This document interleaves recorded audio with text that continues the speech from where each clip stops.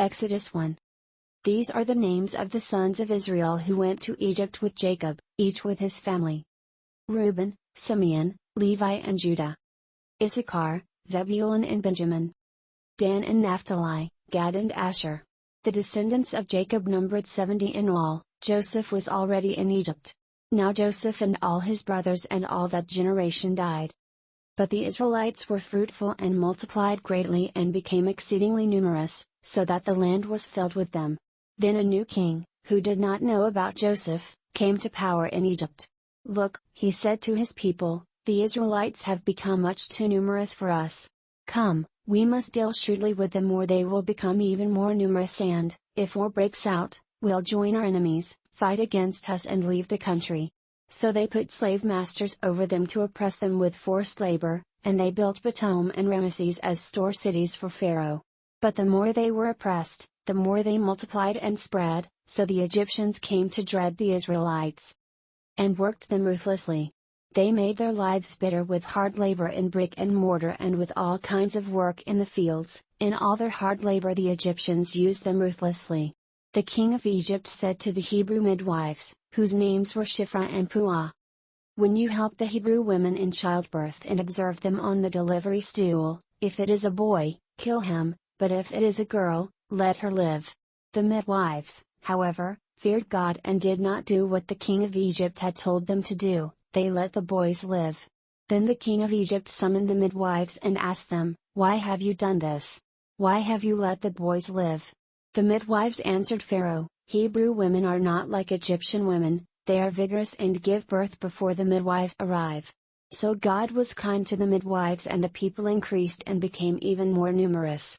And because the midwives feared God, he gave them families of their own. Then Pharaoh gave this order to all his people, every boy that is born you must throw into the Nile, but let every girl live. Exodus 2. Now a man of the house of Levi married a Levite woman. And she became pregnant and gave birth to a son. When she saw that he was a fine child, she hid him for 3 months. But when she could hide him no longer, she got a papyrus basket for him and coated it with tar and pitch. Then she placed the child in it and put it among the reeds along the bank of the Nile. His sister stood at a distance to see what would happen to him. Then Pharaoh's daughter went down to the Nile to bathe, and her attendants were walking along the river bank. She saw the basket among the reeds and sent her slave girl to get it. She opened it and saw the baby. He was crying, and she felt sorry for him. This is one of the Hebrew babies, she said. Then his sister asked Pharaoh's daughter, shall I go and get one of the Hebrew women to nurse the baby for you? Yes, go, she answered. And the girl went and got the baby's mother. Pharaoh's daughter said to her, take this baby and nurse him for me, and I will pay you. So the woman took the baby and nursed him. When the child grew older, she took him to Pharaoh's daughter and he became her son. She named him Moses, saying, I drew him out of the water. One day, after Moses had grown up, he went out to where his own people were and watched them at their hard labor. He saw an Egyptian beating a Hebrew, one of his own people. Glancing this way and that and seeing no one, he killed the Egyptian and hid him in the sand. The next day he went out and saw 2 Hebrews fighting. He asked the one in the wrong, why are you hitting your fellow Hebrew? The man said, who made you ruler and judge over us? Are you thinking of killing me as you killed the Egyptian? Then Moses was afraid and thought, what I did must have become known. When Pharaoh heard of this, he tried to kill Moses, but Moses fled from Pharaoh and went to live in Midian, where he sat down by a well. Now a priest of Midian had 7 daughters, and they came to draw water and fill the troughs to water their father's flock. Some shepherds came along and drove them away, but Moses got up and came to their rescue and watered their flock.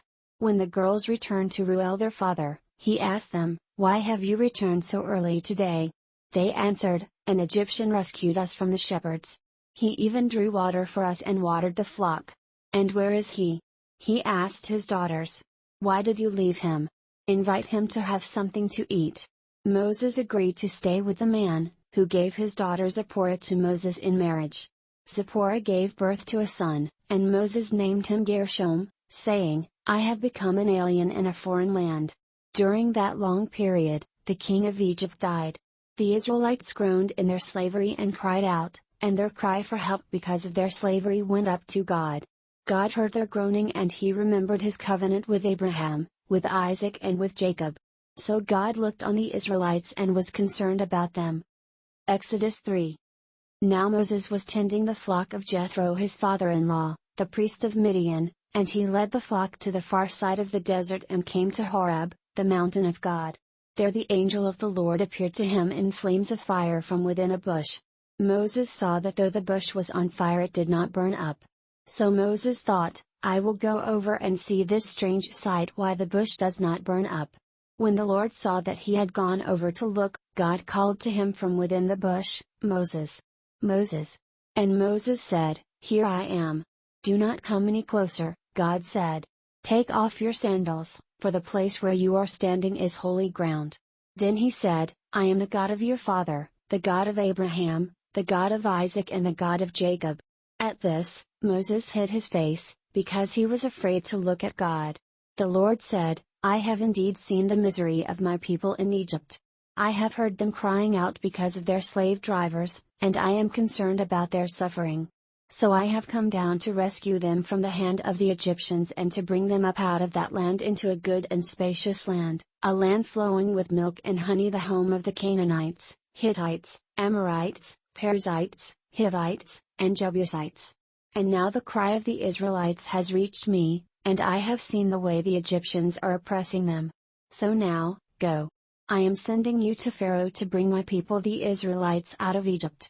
But Moses said to God, Who am I, that I should go to Pharaoh and bring the Israelites out of Egypt? And God said, I will be with you. And this will be the sign to you that it is I who have sent you. When you have brought the people out of Egypt, you will worship God on this mountain. Moses said to God, Suppose I go to the Israelites and say to them, The God of your fathers has sent me to you, and they ask me, What is his name? Then what shall I tell them? God said to Moses, I am who I am. This is what you are to say to the Israelites, I am has sent me to you. God also said to Moses, Say to the Israelites, The Lord, the God of your fathers, the God of Abraham, the God of Isaac and the God of Jacob has sent me to you. This is my name forever, the name by which I am to be remembered from generation to generation.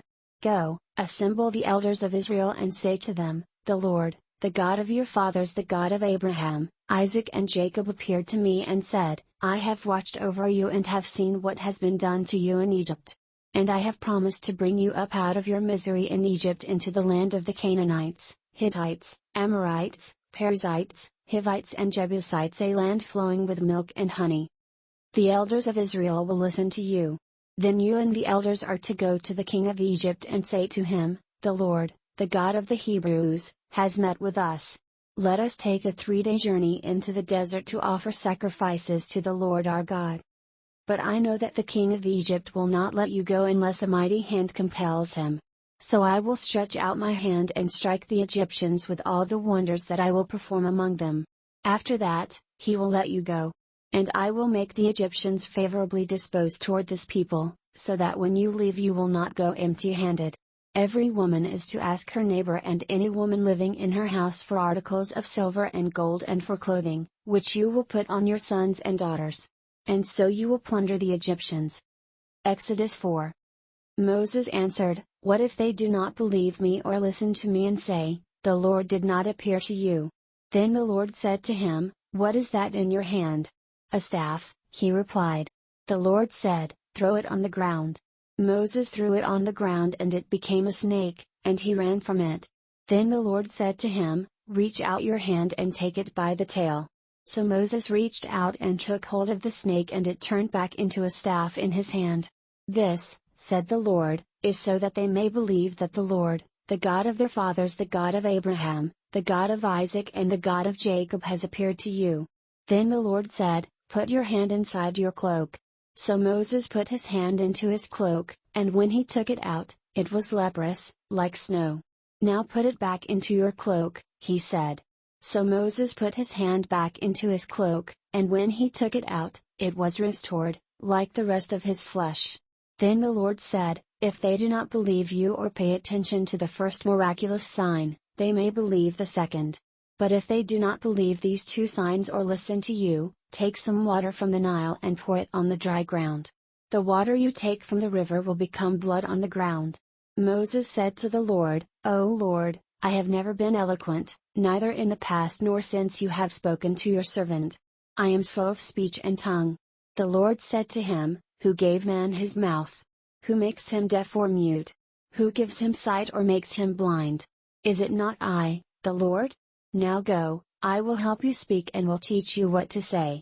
But Moses said, "O Lord, please send someone else to do it." Then the Lord's anger burned against Moses and he said, "What about your brother, Aaron the Levite?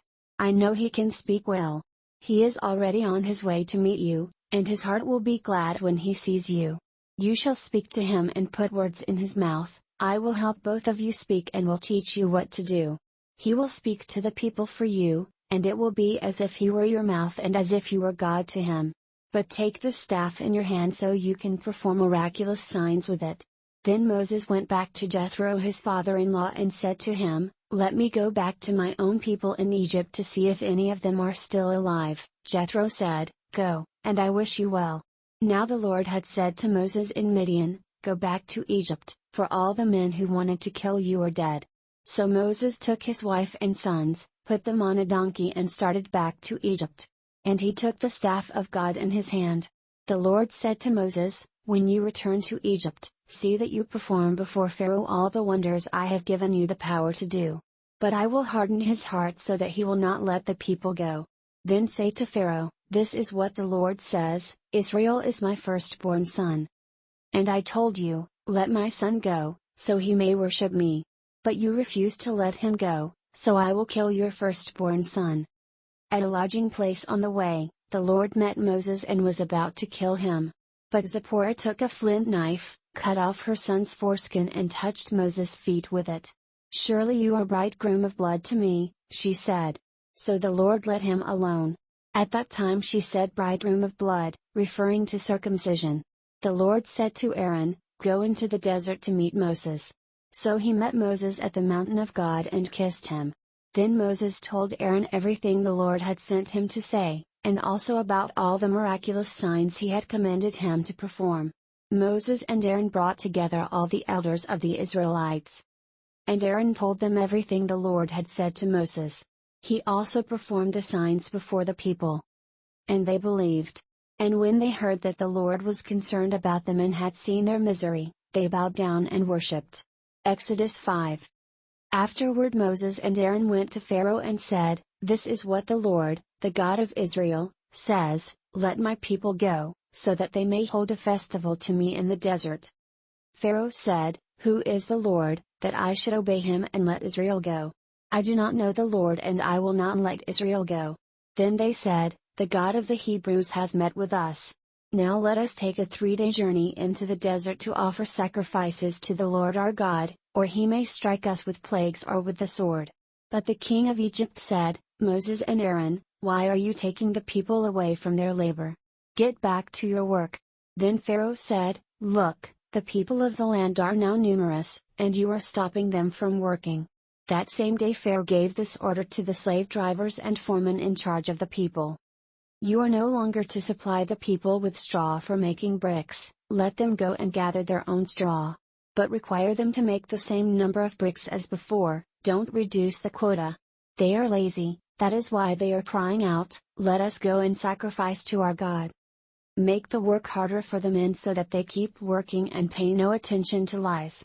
Then the slave drivers and the foremen went out and said to the people, "This is what Pharaoh says, I will not give you any more straw. Go and get your own straw wherever you can find it, but your work will not be reduced at all." So the people scattered all over Egypt to gather stubble to use for straw. The slave drivers kept pressing them, saying, "Complete the work required of you for each day, just as when you had straw." The Israelite foremen appointed by Pharaoh's slave drivers were beaten and were asked, "Why didn't you meet your quota of bricks yesterday or today, as before?" Then the Israelite foreman went and appealed to Pharaoh, "Why have you treated your servants this way? Your servants are given no straw, yet we are told, 'Make bricks.' Your servants are being beaten, but the fault is with your own people." Pharaoh said, "Lazy, that's what you are, lazy. That is why you keep saying, Let us go and sacrifice to the Lord. Now get to work. You will not be given any straw, yet you must produce your full quota of bricks." The Israelite foremen realized they were in trouble when they were told, "You are not to reduce the number of bricks required of you for each day." When they left Pharaoh, they found Moses and Aaron waiting to meet them. And they said, "May the Lord look upon you and judge you. You have made us a stench to Pharaoh and his officials and have put a sword in their hand to kill us." Moses returned to the Lord and said, "O Lord, why have you brought trouble upon this people? Is this why you sent me? Ever since I went to Pharaoh to speak in your name, he has brought trouble upon this people, and you have not rescued your people at all." Exodus 6. Then the Lord said to Moses, "Now you will see what I will do to Pharaoh, because of my mighty hand he will let them go, because of my mighty hand he will drive them out of his country." God also said to Moses, "I am the Lord. I appeared to Abraham, to Isaac and to Jacob as God Almighty, but by my name the Lord I did not make myself known to them. I also established my covenant with them to give them the land of Canaan, where they lived as aliens. Moreover, I have heard the groaning of the Israelites, whom the Egyptians are enslaving, and I have remembered my covenant. Therefore, say to the Israelites, I am the Lord, and I will bring you out from under the yoke of the Egyptians. I will free you from being slaves to them, and I will redeem you with an outstretched arm and with mighty acts of judgment. I will take you as my own people, and I will be your God. Then you will know that I am the Lord your God, who brought you out from under the yoke of the Egyptians. And I will bring you to the land I swore with uplifted hand to give to Abraham, to Isaac and to Jacob. I will give it to you as a possession. I am the Lord." Moses reported this to the Israelites, but they did not listen to him because of their discouragement and cruel bondage. Then the Lord said to Moses, "Go, tell Pharaoh king of Egypt to let the Israelites go out of his country." But Moses said to the Lord, "If the Israelites will not listen to me, why would Pharaoh listen to me, since I speak with faltering lips?" Now the Lord spoke to Moses and Aaron about the Israelites and Pharaoh king of Egypt, and he commanded them to bring the Israelites out of Egypt. These were the heads of their families. The sons of Reuben, the firstborn son of Israel, were Hanok and Palu, Hezron and Carmi. These were the clans of Reuben. The sons of Simeon were Jemuel, Jaman, Ohad, Jachin, Zohar and Shaul the son of a Canaanite woman. These were the clans of Simeon. These were the names of the sons of Levi according to their records: Gershon, Kohath, and Merari. Levi lived 137 years. The sons of Gershon, by clans, were Libni and Shimei. The sons of Kohath were Amram, Izhar, Hebron, and Uziel. Kohath lived 133 years. The sons of Merari were Mali and Mushi. These were the clans of Levi according to their records.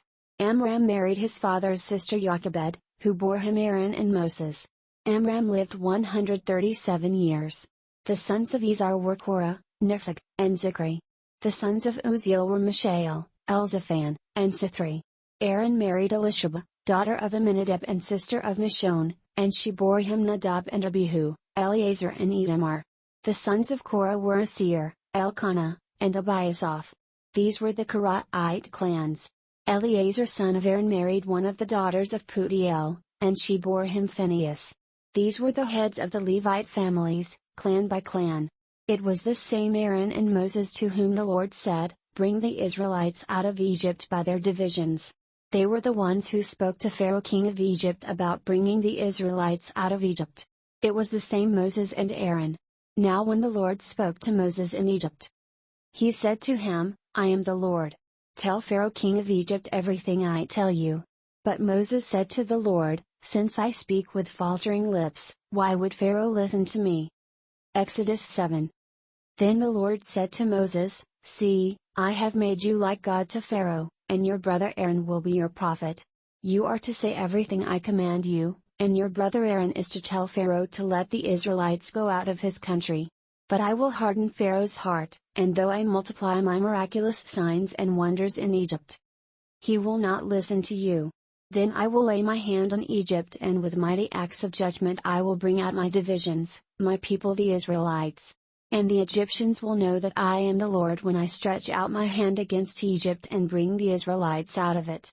Moses and Aaron did just as the Lord commanded them.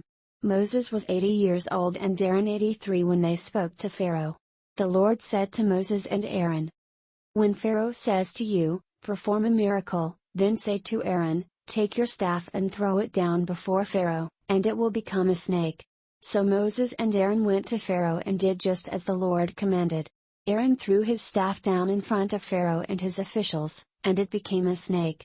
Pharaoh then summoned wise men and sorcerers, and the Egyptian magicians also did the same things by their secret arts. Each one threw down his staff and it became a snake. But Aaron's staff swallowed up their staffs. Yet Pharaoh's heart became hard and he would not listen to them, just as the Lord had said. Then the Lord said to Moses, "Pharaoh's heart is unyielding, he refuses to let the people go. Go to Pharaoh in the morning as he goes out to the water. Wait on the bank of the Nile to meet him, and take in your hand the staff that was changed into a snake. Then say to him, 'The Lord, the God of the Hebrews, has sent me to say to you, let my people go, so that they may worship me in the desert.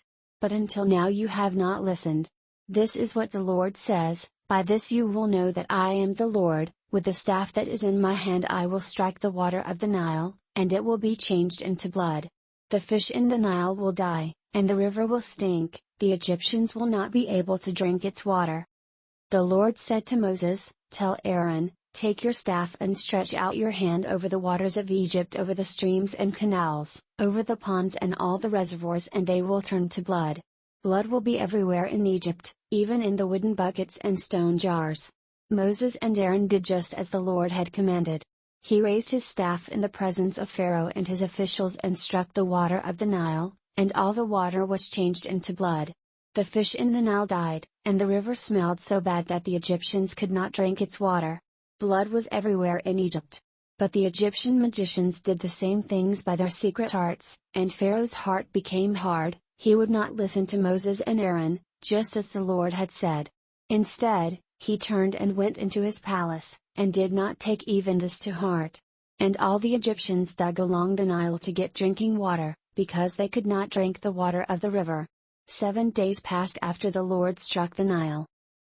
Exodus 8. Then the Lord said to Moses, "Go to Pharaoh and say to him, 'This is what the Lord says, let my people go, so that they may worship me.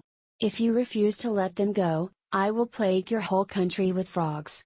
The Nile will teem with frogs. They will come up into your palace and your bedroom and onto your bed, into the houses of your officials and on your people, and into your ovens and kneading troughs. The frogs will go up on you and your people and all your officials.'" Then the Lord said to Moses, "Tell Aaron, stretch out your hand with your staff over the streams and canals and ponds, and make frogs come up on the land of Egypt." So Aaron stretched out his hand over the waters of Egypt, and the frogs came up and covered the land. But the magicians did the same things by their secret arts, they also made frogs come up on the land of Egypt.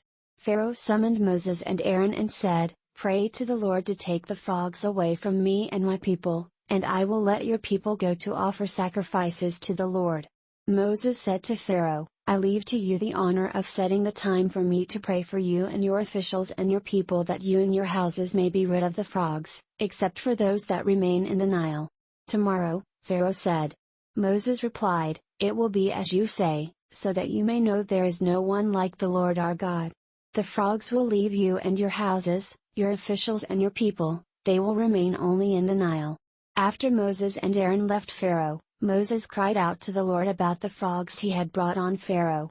And the Lord did what Moses asked. The frogs died in the houses, in the courtyards and in the fields. They were piled into heaps, and the land reeked of them. But when Pharaoh saw that there was relief, he hardened his heart and would not listen to Moses and Aaron, just as the Lord had said. Then the Lord said to Moses, "Tell Aaron, stretch out your staff and strike the dust of the ground, and throughout the land of Egypt the dust will become gnats." They did this, and when Aaron stretched out his hand with the staff and struck the dust of the ground, gnats came upon men and animals. All the dust throughout the land of Egypt became gnats. But when the magicians tried to produce gnats by their secret arts, they could not. And the gnats were on men and animals. The magicians said to Pharaoh, "This is the finger of God." But Pharaoh's heart was hard and he would not listen, just as the Lord had said. Then the Lord said to Moses, "Get up early in the morning and confront Pharaoh as he goes to the water and say to him, 'This is what the Lord says, let my people go, so that they may worship me. If you do not let my people go, I will send swarms of flies on you and your officials, on your people and into your houses. The houses of the Egyptians will be full of flies, and even the ground where they are.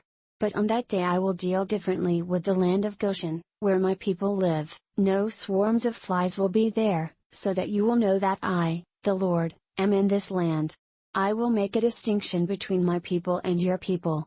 This miraculous sign will occur tomorrow.'" And the Lord did this. Dense swarms of flies poured into Pharaoh's palace and into the houses of his officials, and throughout Egypt the land was ruined by the flies. Then Pharaoh summoned Moses and Aaron and said, "Go, sacrifice to your God here in the land." But Moses said, "That would not be right. The sacrifices we offer the Lord our God would be detestable to the Egyptians. And if we offer sacrifices that are detestable in their eyes, will they not stone us? We must take a 3-day journey into the desert to offer sacrifices to the Lord our God, as he commands us." Pharaoh said, "I will let you go to offer sacrifices to the Lord your God in the desert, but you must not go very far. Now pray for me." Moses answered, "As soon as I leave you, I will pray to the Lord, and tomorrow the flies will leave Pharaoh and his officials and his people. Only be sure that Pharaoh does not act deceitfully again by not letting the people go to offer sacrifices to the Lord." Then Moses left Pharaoh and prayed to the Lord. And the Lord did what Moses asked, the flies left Pharaoh and his officials and his people, not a fly remained. But this time also Pharaoh hardened his heart and would not let the people go. Exodus 9. Then the Lord said to Moses, "Go to Pharaoh and say to him, 'This is what the Lord, the God of the Hebrews, says, let my people go, so that they may worship me. If you refuse to let them go and continue to hold them back, the hand of the Lord will bring a terrible plague on your livestock in the field and your horses and donkeys and camels and on your cattle and sheep and goats. But the Lord will make a distinction between the livestock of Israel and that of Egypt, so that no animal belonging to the Israelites will die.'" The Lord set a time and said, "Tomorrow the Lord will do this in the land." And the next day the Lord did it, all the livestock of the Egyptians died, but not one animal belonging to the Israelites died. Pharaoh sent men to investigate and found that not even one of the animals of the Israelites has died. Yet his heart was unyielding and he would not let the people go. Then the Lord said to Moses and Aaron, "Take handfuls of soot from a furnace and have Moses toss it into the air in the presence of Pharaoh. It will become fine dust over the whole land of Egypt, and festering boils will break out on men and animals throughout the land." So they took soot from a furnace and stood before Pharaoh. Moses tossed it into the air, and festering boils broke out on men and animals. The magicians could not stand before Moses because of the boils that were on them and on all the Egyptians. But the Lord hardened Pharaoh's heart and he would not listen to Moses and Aaron, just as the Lord had said to Moses. Then the Lord said to Moses, "Get up early in the morning, confront Pharaoh and say to him, 'This is what the Lord, the God of the Hebrews, says, let my people go, so that they may worship me.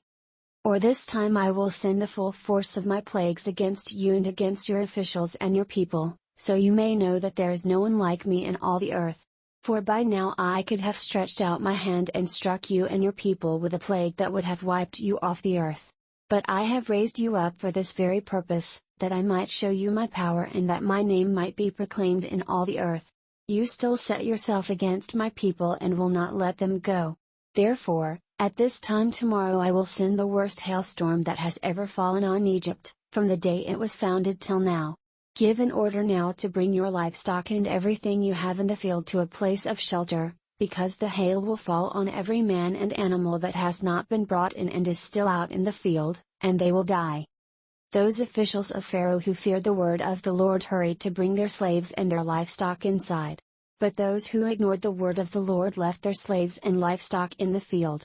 Then the Lord said to Moses, "Stretch out your hand toward the sky so that hail will fall all over Egypt on men and animals and on everything growing in the fields of Egypt." When Moses stretched out his staff toward the sky, the Lord sent thunder and hail, and lightning flashed down to the ground. So the Lord rained hail on the land of Egypt.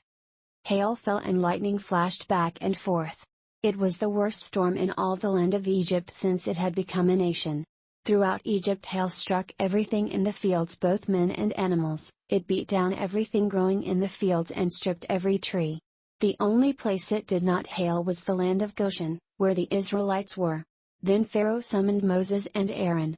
"This time I have sinned," he said to them. "The Lord is in the right, and I and my people are in the wrong. Pray to the Lord, for we have had enough thunder and hail. I will let you go, you don't have to stay any longer."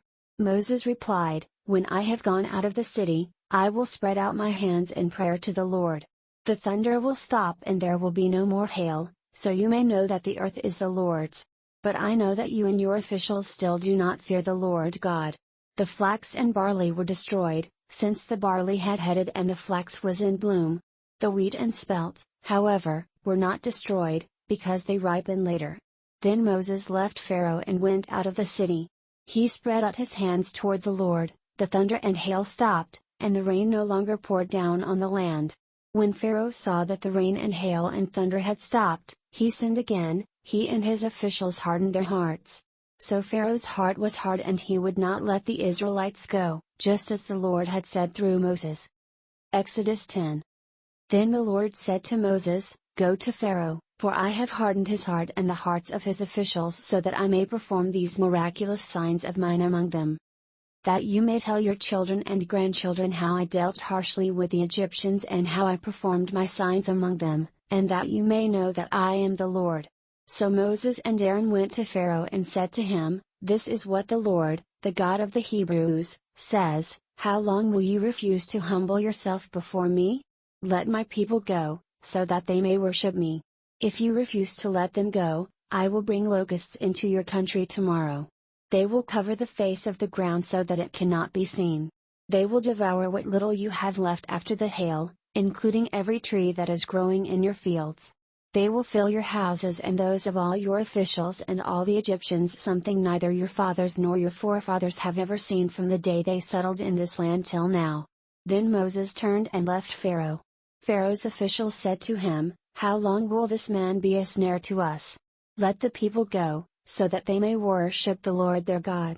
Do you not yet realize that Egypt is ruined?" Then Moses and Aaron were brought back to Pharaoh. "Go, worship the Lord your God," he said. "But just who will be going?" Moses answered, "We will go with our young and old, with our sons and daughters, and with our flocks and herds, because we are to celebrate a festival to the Lord." Pharaoh said, "The Lord be with you if I let you go, along with your women and children. Clearly you are bent on evil. No. Have only the men go, and worship the Lord, since that's what you have been asking for." Then Moses and Aaron were driven out of Pharaoh's presence. And the Lord said to Moses, "Stretch out your hand over Egypt so that locusts will swarm over the land and devour everything growing in the fields, everything left by the hail." So Moses stretched out his staff over Egypt, and the Lord made an east wind blow across the land all that day and all that night. By morning the wind had brought the locusts. They invaded all Egypt and settled down in every area of the country in great numbers. Never before had there been such a plague of locusts, nor will there ever be again. They covered all the ground until it was black. They devoured all that was left after the hail, everything growing in the fields and the fruit on the trees. Nothing green remained on tree or plant in all the land of Egypt. Pharaoh quickly summoned Moses and Aaron and said, "I have sinned against the Lord your God and against you. Now forgive my sin once more and pray to the Lord your God to take this deadly plague away from me." Moses then left Pharaoh and prayed to the Lord. And the Lord changed the wind to a very strong west wind, which caught up the locusts and carried them into the Red Sea. Not a locust was left anywhere in Egypt. But the Lord hardened Pharaoh's heart, and he would not let the Israelites go. Then the Lord said to Moses, "Stretch out your hand toward the sky so that darkness will spread over Egypt, darkness that can be felt." So Moses stretched out his hand toward the sky, and total darkness covered all Egypt for 3 days. No one could see anyone else or leave his place for 3 days. Yet all the Israelites had light in the places where they lived. Then Pharaoh summoned Moses and said, "Go, worship the Lord. Even your women and children may go with you, only leave your flocks and herds behind." But Moses said, "You must allow us to have sacrifices and burnt offerings to present to the Lord our God. Our livestock too must go with us, not a hoof is to be left behind. We have to use some of them in worshipping the Lord our God, and until we get there we will not know what we are to use to worship the Lord." But the Lord hardened Pharaoh's heart, and he was not willing to let them go. Pharaoh said to Moses, "Get out of my sight. Make sure you do not appear before me again. The day you see my face you will die." "Just as you say," Moses replied, "I will never appear before you again." Exodus 11. Now the Lord had said to Moses, "I will bring one more plague on Pharaoh and on Egypt. After that, he will let you go from here, and when he does, he will drive you out completely. Tell the people that men and women alike are to ask their neighbors for articles of silver and gold." The Lord made the Egyptians favorably disposed toward the people, and Moses himself was highly regarded in Egypt by Pharaoh's officials and by the people. So Moses said, "This is what the Lord says, about midnight I will go throughout Egypt. Every firstborn son in Egypt will die, from the firstborn son of Pharaoh, who sits on the throne, to the firstborn son of the slave girl, who is at her handmill, and all the firstborn of the cattle as well. There will be loud wailing throughout Egypt worse than there has ever been or ever will be again. But among the Israelites not a dog will bark at any man or animal. Then you will know that the Lord makes a distinction between Egypt and Israel. All these officials of yours will come to me, bowing down before me and saying, 'Go, you and all the people who follow you.' After that I will leave." Then Moses, hot with anger, left Pharaoh. The Lord had said to Moses, "Pharaoh will refuse to listen to you so that my wonders may be multiplied in Egypt." Moses and Aaron performed all these wonders before Pharaoh, but the Lord hardened Pharaoh's heart, and he would not let the Israelites go out of his country. Exodus 12. The Lord said to Moses and Aaron in Egypt, "This month is to be for you the first month of your year. Tell the whole community of Israel that on the 10th day of this month each man is to take a lamb for his family, one for each household. If any household is too small for a whole lamb, they must share one with their nearest neighbor, having taken into account the number of people there are. You are to determine the amount of lamb needed in accordance with what each person will eat. The animals you choose must be year-old males without defect, and you may take them from the sheep or the goats. Take care of them until the 14th day of the month, when all the people of the community of Israel must slaughter them at twilight. Then they are to take some of the blood and put it on the sides and tops of the door frames of the houses where they eat the lambs. That same night they are to eat the meat roasted over the fire, along with bitter herbs, and bread made without yeast. Do not eat the meat raw or cooked in water, but roast it over the firehead, legs and inner parts. Do not leave any of it till morning. If some is left till morning, you must burn it. This is how you are to eat it, with your cloak tucked into your belt, your sandals on your feet and your staff in your hand. Eat it in haste, it is the Lord's Passover. On that same night I will pass through Egypt and strike down every firstborn, both men and animals, and I will bring judgment on all the gods of Egypt. I am the Lord. The blood will be a sign for you on the houses where you are, and when I see the blood, I will pass over you. No destructive plague will touch you when I strike Egypt. This is a day you are to commemorate, for the generations to come you shall celebrate it as a festival to the Lord, a lasting ordinance. For 7 days you are to eat bread made without yeast. On the first day remove the yeast from your houses, for whoever eats anything with yeast in it from the first day through the 7th must be cut off from Israel. On the first day hold a sacred assembly, and another one on the 7th day. Do no work at all on these days, except to prepare food for everyone to eat, that is all you may do. Celebrate the feast of unleavened bread, because it was on this very day that I brought your divisions out of Egypt. Celebrate this day as a lasting ordinance for the generations to come. In the first month you are to eat bread made without yeast, from the evening of the 14th day until the evening of the 21st day. For 7 days no yeast is to be found in your houses. And whoever eats anything with yeast in it must be cut off from the community of Israel, whether he is an alien or native born. Eat nothing made with yeast. Wherever you live, you must eat unleavened bread. Then Moses summoned all the elders of Israel and said to them, "Go at once and select the animals for your families and slaughter the Passover lamb. Take a bunch of hyssop, dip it into the blood in the basin and put some of the blood on the top and on both sides of the doorframe. Not one of you shall go out the door of his house until morning. When the Lord goes through the land to strike down the Egyptians, he will see the blood on the top and sides of the doorframe and will pass over that doorway, and he will not permit the destroyer to enter your houses and strike you down. Obey these instructions as a lasting ordinance for you and your descendants. When you enter the land that the Lord will give you as he promised, observe this ceremony. And when your children ask you, "What does this ceremony mean to you?" then tell them, "It is the Passover sacrifice to the Lord, who passed over the houses of the Israelites in Egypt and spared our homes when he struck down the Egyptians." Then the people bowed down and worshipped. The Israelites did just what the Lord commanded Moses and Aaron.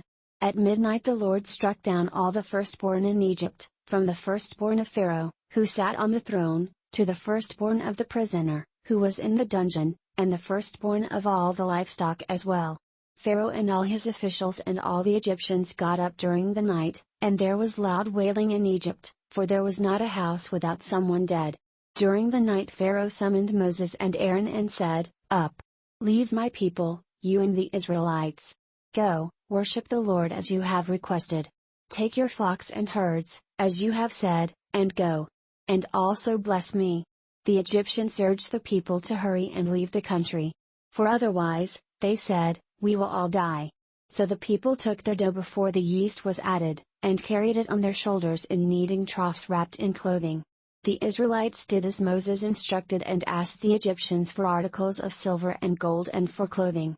The Lord had made the Egyptians favorably disposed toward the people, and they gave them what they asked for, so they plundered the Egyptians. The Israelites journeyed from Ramesses to Succoth. There were about 600,000 men on foot, besides women and children. Many other people went up with them, as well as large droves of livestock, both flocks and herds. With the dough they had brought from Egypt, they baked cakes of unleavened bread. The dough was without yeast because they had been driven out of Egypt and did not have time to prepare food for themselves. Now the length of time the Israelite people lived in Egypt was 430 years. At the end of the 430 years, to the very day, all the Lord's divisions left Egypt. Because the Lord kept vigil that night to bring them out of Egypt, on this night all the Israelites are to keep vigil to honor the Lord for the generations to come.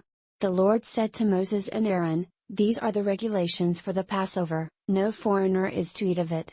Any slave you have bought may eat of it after you have circumcised him. But a temporary resident and a hired worker may not eat of it. It must be eaten inside one house, take none of the meat outside the house. Do not break any of the bones. The whole community of Israel must celebrate it. An alien living among you who wants to celebrate the Lord's Passover must have all the males in his household circumcised, then he may take part like one born in the land. No uncircumcised male may eat of it. The same law applies to the native born and to the alien living among you." All the Israelites did just what the Lord had commanded Moses and Aaron. And on that very day the Lord brought the Israelites out of Egypt by their divisions. Exodus 13. The Lord said to Moses, "Consecrate to me every firstborn male. The first offspring of every womb among the Israelites belongs to me, whether man or animal." Then Moses said to the people, "Commemorate this day, the day you came out of Egypt, out of the land of slavery, because the Lord brought you out of it with a mighty hand. Eat nothing containing yeast. Today, in the month of Abib, you are leaving. When the Lord brings you into the land of the Canaanites, Hittites, Amorites, Hivites and Jebusites, the land he swore to your forefathers to give you, a land flowing with milk and honey, you are to observe this ceremony in this month. For 7 days eat bread made without yeast, and on the 7th day hold a festival to the Lord. Eat unleavened bread during those 7 days, nothing with yeast in it is to be seen among you, nor shall any yeast be seen anywhere within your borders. On that day tell your son, I do this because of what the Lord did for me when I came out of Egypt. This observance will be for you like a sign on your hand and a reminder on your forehead that the law of the Lord is to be on your lips. For the Lord brought you out of Egypt with his mighty hand. You must keep this ordinance at the appointed time year after year. After the Lord brings you into the land of the Canaanites and gives it to you, as he promised on oath to you and your forefathers. You are to give over to the Lord the first offspring of every womb. All the firstborn males of your livestock belong to the Lord. Redeem with a lamb every firstborn donkey, but if you do not redeem it, break its neck. Redeem every firstborn among your sons. In days to come, when your son asks you, "What does this mean?" say to him, "With a mighty hand the Lord brought us out of Egypt, out of the land of slavery. When Pharaoh stubbornly refused to let us go, the Lord killed every firstborn in Egypt, both man and animal. This is why I sacrifice to the Lord the first male offspring of every womb and redeem each of my firstborn sons. And it will be like a sign on your hand and a symbol on your forehead that the Lord brought us out of Egypt with his mighty hand." When Pharaoh let the people go, God did not lead them on the road through the Philistine country, though that was shorter. For God said, if they face war, they might change their minds and return to Egypt. So God led the people around by the desert road toward the Red Sea. The Israelites went up out of Egypt armed for battle. Moses took the bones of Joseph with him because Joseph had made the sons of Israel swear an oath. He had said, "God will surely come to your aid, and then you must carry my bones up with you from this place." After leaving Succoth they camped at Etham on the edge of the desert. By day the Lord went ahead of them in a pillar of cloud to guide them on their way, and by night in a pillar of fire to give them light, so that they could travel by day or night. Neither the pillar of cloud by day nor the pillar of fire by night left its place in front of the people. Exodus 14. Then the Lord said to Moses, "Tell the Israelites to turn back and encamp near Pi-hahiroth, between Migdol and the sea. They are to encamp by the sea, directly opposite Baal-zephon. Pharaoh will think, the Israelites are wandering around the land in confusion, hemmed in by the desert. And I will harden Pharaoh's heart, and he will pursue them. But I will gain glory for myself through Pharaoh and all his army, and the Egyptians will know that I am the Lord." So the Israelites did this. When the king of Egypt was told that the people had fled, Pharaoh and his officials changed their minds about them and said, "What have we done? We have let the Israelites go and have lost their services." So he had his chariot made ready and took his army with him. He took 600 of the best chariots, along with all the other chariots of Egypt, with officers over all of them.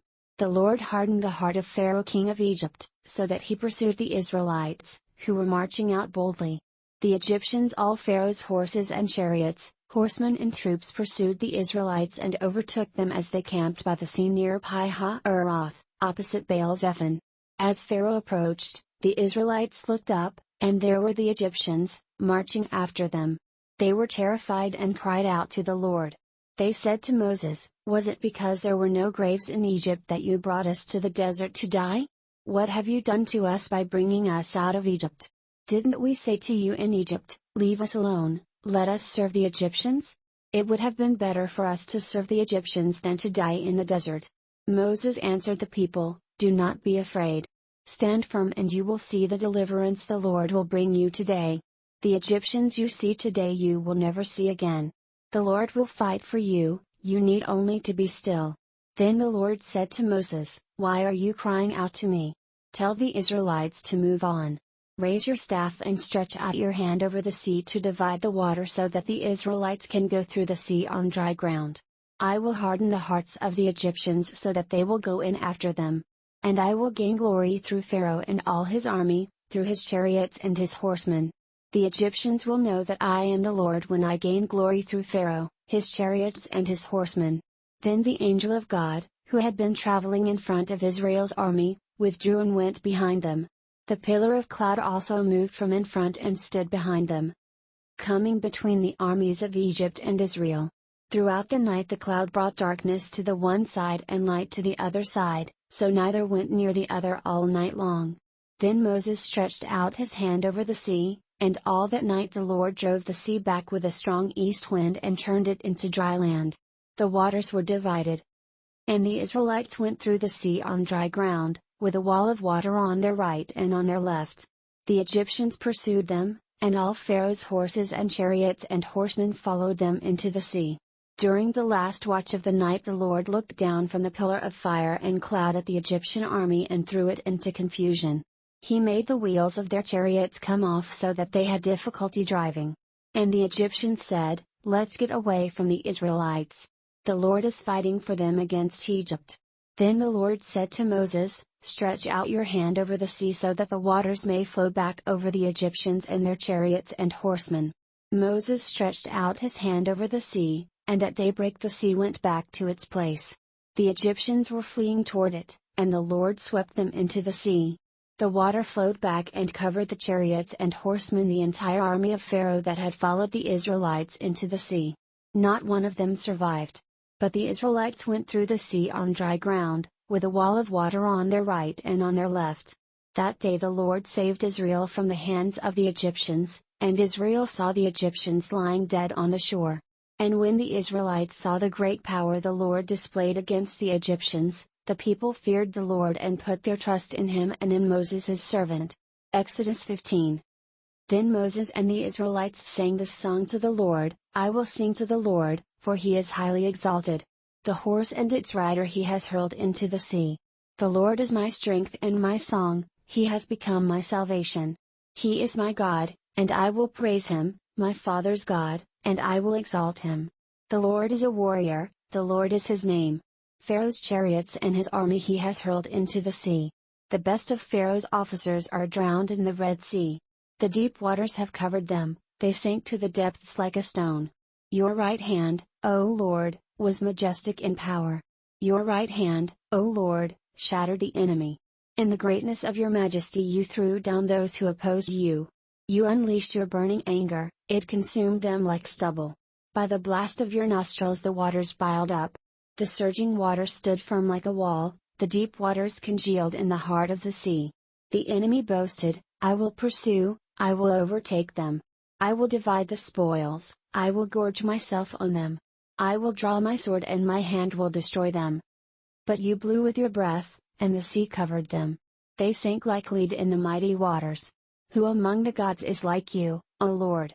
Who is like you, majestic in holiness, awesome in glory, working wonders? You stretched out your right hand and the earth swallowed them. In your unfailing love you will lead the people you have redeemed. In your strength you will guide them to your holy dwelling. The nations will hear and tremble, anguish will grip the people of Philistia.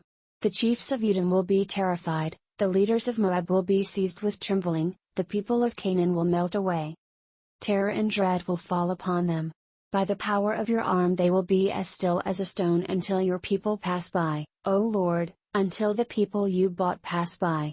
You will bring them in and plant them on the mountain of your inheritance, the place, O Lord, you made for your dwelling, the sanctuary, O Lord, your hands established. The Lord will reign forever and ever. When Pharaoh's horses, chariots and horsemen went into the sea, the Lord brought the waters of the sea back over them, but the Israelites walked through the sea on dry ground. Then Miriam the prophetess, Aaron's sister, took a tambourine in her hand, and all the women followed her, with tambourines and dancing. Miriam sang to them, Sing to the Lord, for he is highly exalted. The horse and its rider he has hurled into the sea. Then Moses led Israel from the Red Sea and they went into the desert of Shur. For 3 days they traveled in the desert without finding water. When they came to Marah, they could not drink its water because it was bitter. That is why the place is called Marah. So the people grumbled against Moses, saying, What are we to drink? Then Moses cried out to the Lord, and the Lord showed him a piece of wood. He threw it into the water, and the water became sweet. There the Lord made a decree and a law for them, and there he tested them. He said, If you listen carefully to the voice of the Lord your God and do what is right in his eyes, if you pay attention to his commands and keep all his decrees, I will not bring on you any of the diseases I brought on the Egyptians, for I am the Lord, who heals you. Then they came to Elim, where there were 12 springs and 70 palm trees, and they camped there near the water. Exodus 16.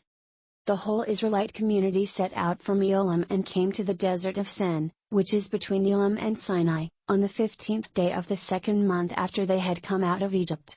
In the desert the whole community grumbled against Moses and Aaron. The Israelites said to them, If only we had died by the Lord's hand in Egypt. There we sat around pots of meat and ate all the food we wanted, but you have brought us out into this desert to starve this entire assembly to death. Then the Lord said to Moses, I will rain down bread from heaven for you. The people are to go out each day and gather enough for that day. In this way I will test them and see whether they will follow my instructions. On the sixth day they are to prepare what they bring in, and that is to be twice as much as they gather on the other days. So Moses and Aaron said to all the Israelites, "In the evening you will know that it was the Lord who brought you out of Egypt. And in the morning you will see the glory of the Lord, because he has heard your grumbling against him. Who are we, that you should grumble against us?" Moses also said, "You will know that it was the Lord when he gives you meat to eat in the evening and all the bread you want in the morning, because he has heard your grumbling against him. Who are we? You are not grumbling against us, but against the Lord." Then Moses told Aaron, "Say to the entire Israelite community, 'Come before the Lord, for he has heard your grumbling.'" While Aaron was speaking to the whole Israelite community, they looked toward the desert, and there was the glory of the Lord appearing in the cloud. The Lord said to Moses, "I have heard the grumbling of the Israelites. Tell them, at twilight you will eat meat, and in the morning you will be filled with bread. Then you will know that I am the Lord your God." That evening quail came and covered the camp, and in the morning there was a layer of dew around the camp. When the dew was gone, thin flakes like frost on the ground appeared on the desert floor. When the Israelites saw it, they said to each other, "What is it?" For they did not know what it was. Moses said to them, "It is the bread the Lord has given you to eat. This is what the Lord has commanded, each one is to gather as much as he needs. Take an omer for each person you have in your tent." The Israelites did as they were told, some gathered much, some little. And when they measured it by the omer, he who gathered much did not have too much, and he who gathered little did not have too little. Each one gathered as much as he needed. Then Moses said to them, "No one is to keep any of it until morning." However, some of them paid no attention to Moses. They kept part of it until morning, but it was full of maggots and began to smell. So Moses was angry with them. Each morning everyone gathered as much as he needed, and when the sun grew hot, it melted away. On the sixth day, they gathered twice as much, 2 omers for each person, and the leaders of the community came and reported this to Moses. He said to them, "This is what the Lord commanded, tomorrow is to be a day of rest, a holy Sabbath to the Lord. So bake what you want to bake and boil what you want to boil. Save whatever is left and keep it until morning." So they saved it until morning, as Moses commanded, and it did not stink or get maggots in it. "Eat it today," Moses said, "because today is a Sabbath to the Lord. You will not find any of it on the ground today. 6 days you are to gather it, but on the 7th day, the Sabbath, there will not be any." Nevertheless, some of the people went out on the 7th day to gather it, but they found none. Then the Lord said to Moses, "How long will you refuse to keep my commands and my instructions? Bear in mind that the Lord has given you the Sabbath, that is why on the 6th day he gives you bread for 2 days. Everyone is to stay where he is on the 7th day, no one is to go out." So the people rested on the 7th day. The people of Israel called the bread manna. It was white like coriander seed and tasted like wafers made with honey. Moses said, "This is what the Lord has commanded, take an omer of manna and keep it for the generations to come, so they can see the bread I gave you to eat in the desert when I brought you out of Egypt." So Moses said to Aaron, "Take a jar and put an omer of manna in it. Then place it before the Lord to be kept for the generations to come." As the Lord commanded Moses, Aaron put the manna in front of the testimony, that it might be kept. The Israelites ate manna 40 years, until they came to a land that was settled. They ate manna until they reached the border of Canaan. An omer is 1/10 of an ephah. Exodus 17. The whole Israelite community set out from the desert of Sin, traveling from place to place as the Lord commanded. They camped at Rephidim, but there was no water for the people to drink. So they quarreled with Moses and said, "Give us water to drink." Moses replied, "Why do you quarrel with me? Why do you put the Lord to the test?" But the people were thirsty for water there, and they grumbled against Moses. They said, "Why did you bring us up out of Egypt to make us and our children and livestock die of thirst?" Then Moses cried out to the Lord, "What am I to do with these people? They are almost ready to stone me." The Lord answered Moses, "Walk on ahead of the people. Take with you some of the elders of Israel and take in your hand the staff with which you struck the Nile, and go. I will stand there before you by the rock at Horeb. Strike the rock, and water will come out of it for the people to drink." So Moses did this in the sight of the elders of Israel. And he called the place Massah and Meribah because the Israelites quarreled and because they tested the Lord saying, "Is the Lord among us or not?" The Amalekites came and attacked the Israelites at Rephidim. Moses said to Joshua, "Choose some of our men and go out to fight the Amalekites. Tomorrow I will stand on top of the hill with the staff of God in my hands." So Joshua fought the Amalekites as Moses had ordered, and Moses, Aaron and Hur went to the top of the hill. As long as Moses held up his hands, the Israelites were winning, but whenever he lowered his hands, the Amalekites were winning. When Moses' hands grew tired, they took a stone and put it under him and he sat on it. Aaron and Hur held his hands up, one on one side, one on the other, so that his hands remained steady till sunset. So Joshua overcame the Amalekite army with the sword. Then the Lord said to Moses, "Write this on a scroll as something to be remembered and make sure that Joshua hears it, because I will completely blot out the memory of Amalek from under heaven." Moses built an altar and called it "The Lord is my banner." He said, "For hands were lifted up to the throne of the Lord. The Lord will be at war against the Amalekites from generation to generation." Exodus 18. Now Jethro, the priest of Midian and father-in-law of Moses, heard of everything God had done for Moses and for his people Israel, and how the Lord had brought Israel out of Egypt. After Moses had sent away his wife Zipporah, his father-in-law Jethro received her and her 2 sons. One son was named Gershom, for Moses said, "I have become an alien in a foreign land." And the other was named Eliezer, for he said, "My father's God was my helper, he saved me from the sword of Pharaoh." Jethro, Moses' father-in-law, together with Moses' sons and wife, came to him in the desert, where he was camped near the mountain of God. Jethro had sent word to him, "I, your father-in-law Jethro, am coming to you with your wife and her 2 sons." So Moses went out to meet his father-in-law and bowed down and kissed him. They greeted each other and then went into the tent. Moses told his father-in-law about everything the Lord had done to Pharaoh and the Egyptians for Israel's sake, and about all the hardships they had met along the way and how the Lord had saved them. Jethro was delighted to hear about all the good things the Lord had done for Israel in rescuing them from the hand of the Egyptians. He said, "Praise be to the Lord, who rescued you from the hand of the Egyptians and of Pharaoh, and who rescued the people from the hand of the Egyptians. Now I know that the Lord is greater than all other gods, for he did this to those who had treated Israel arrogantly." Then Jethro, Moses' father-in-law, brought a burnt offering and other sacrifices to God, and Aaron came with all the elders of Israel to eat bread with Moses' father-in-law in the presence of God. The next day Moses took his seat to serve as judge for the people, and they stood around him from morning till evening. When his father-in-law saw all that Moses was doing for the people, he said, "What is this you are doing for the people? Why do you alone sit as judge, while all these people stand around you from morning till evening?" Moses answered him, "Because the people come to me to seek God's will. Whenever they have a dispute, it is brought to me, and I decide between the parties and inform them of God's decrees and laws." Moses' father-in-law replied, "What you are doing is not good. You and these people who come to you will only wear yourselves out. The work is too heavy for you, you cannot handle it alone. Listen now to me and I will give you some advice, and may God be with you. You must be the people's representative before God and bring their disputes to Him. Teach them the decrees and laws, and show them the way to live and the duties they are to perform.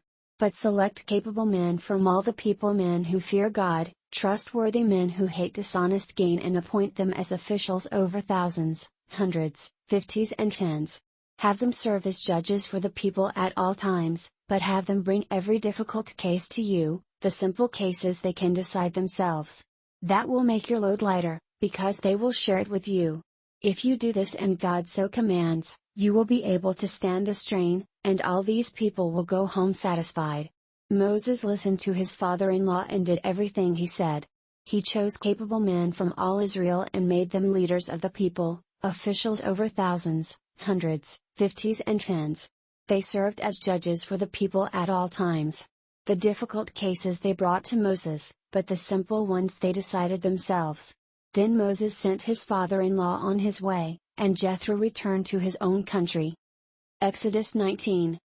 In the 3rd month after the Israelites left Egypt, on the very day they came to the desert of Sinai, After they set out from Rephidim, they entered the desert of Sinai, and Israel camped there in the desert in front of the mountain.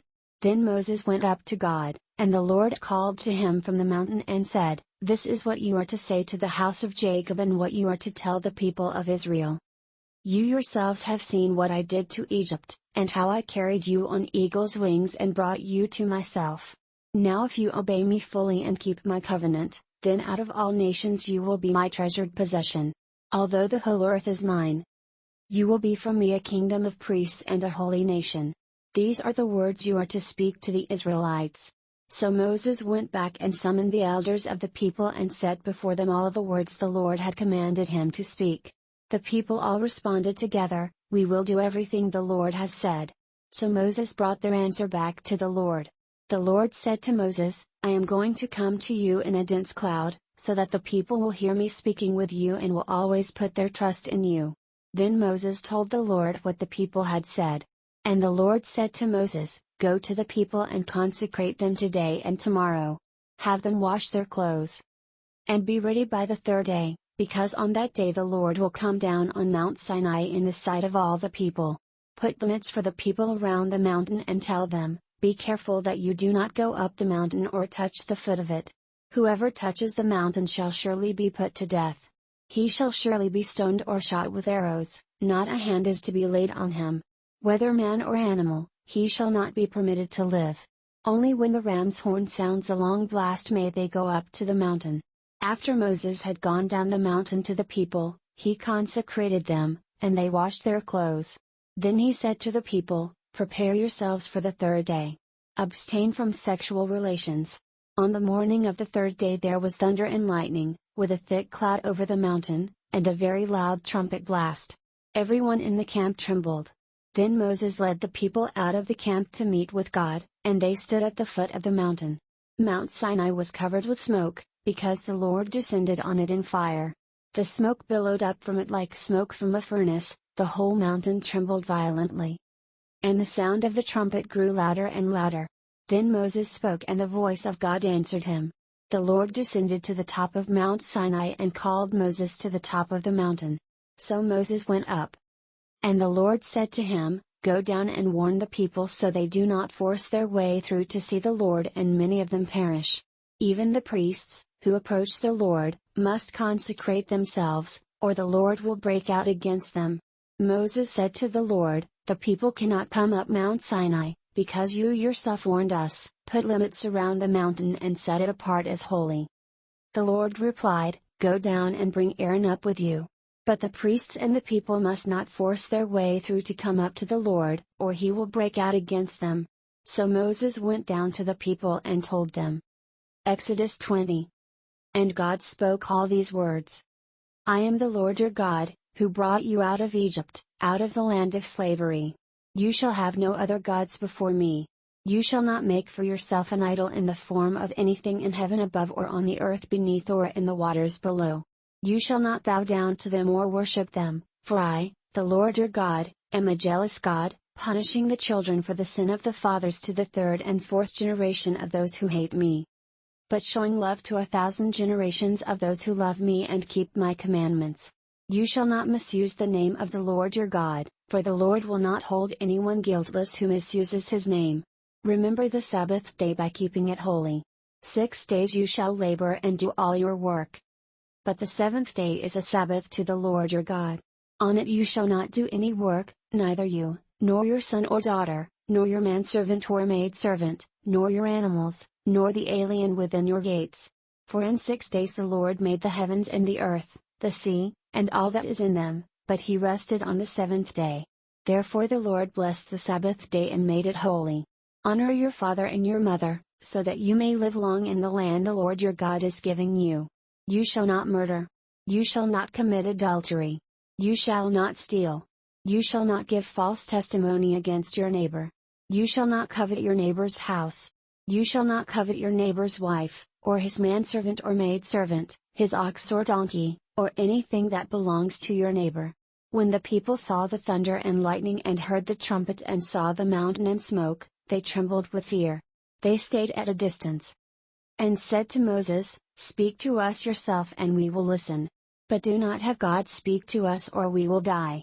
Moses said to the people, "Do not be afraid. God has come to test you, so that the fear of God will be with you to keep you from sinning." The people remained at a distance, while Moses approached the thick darkness where God was. Then the Lord said to Moses, "Tell the Israelites this, you have seen for yourselves that I have spoken to you from heaven. Do not make any gods to be alongside me, do not make for yourselves gods of silver or gods of gold. Make an altar of earth for me and sacrifice on it your burnt offerings and fellowship offerings, your sheep and goats and your cattle. Wherever I cause my name to be honored, I will come to you and bless you. If you make an altar of stones for me, do not build it with dressed stones, for you will defile it if you use a tool on it. And do not go up to my altar on steps, lest your nakedness be exposed on it."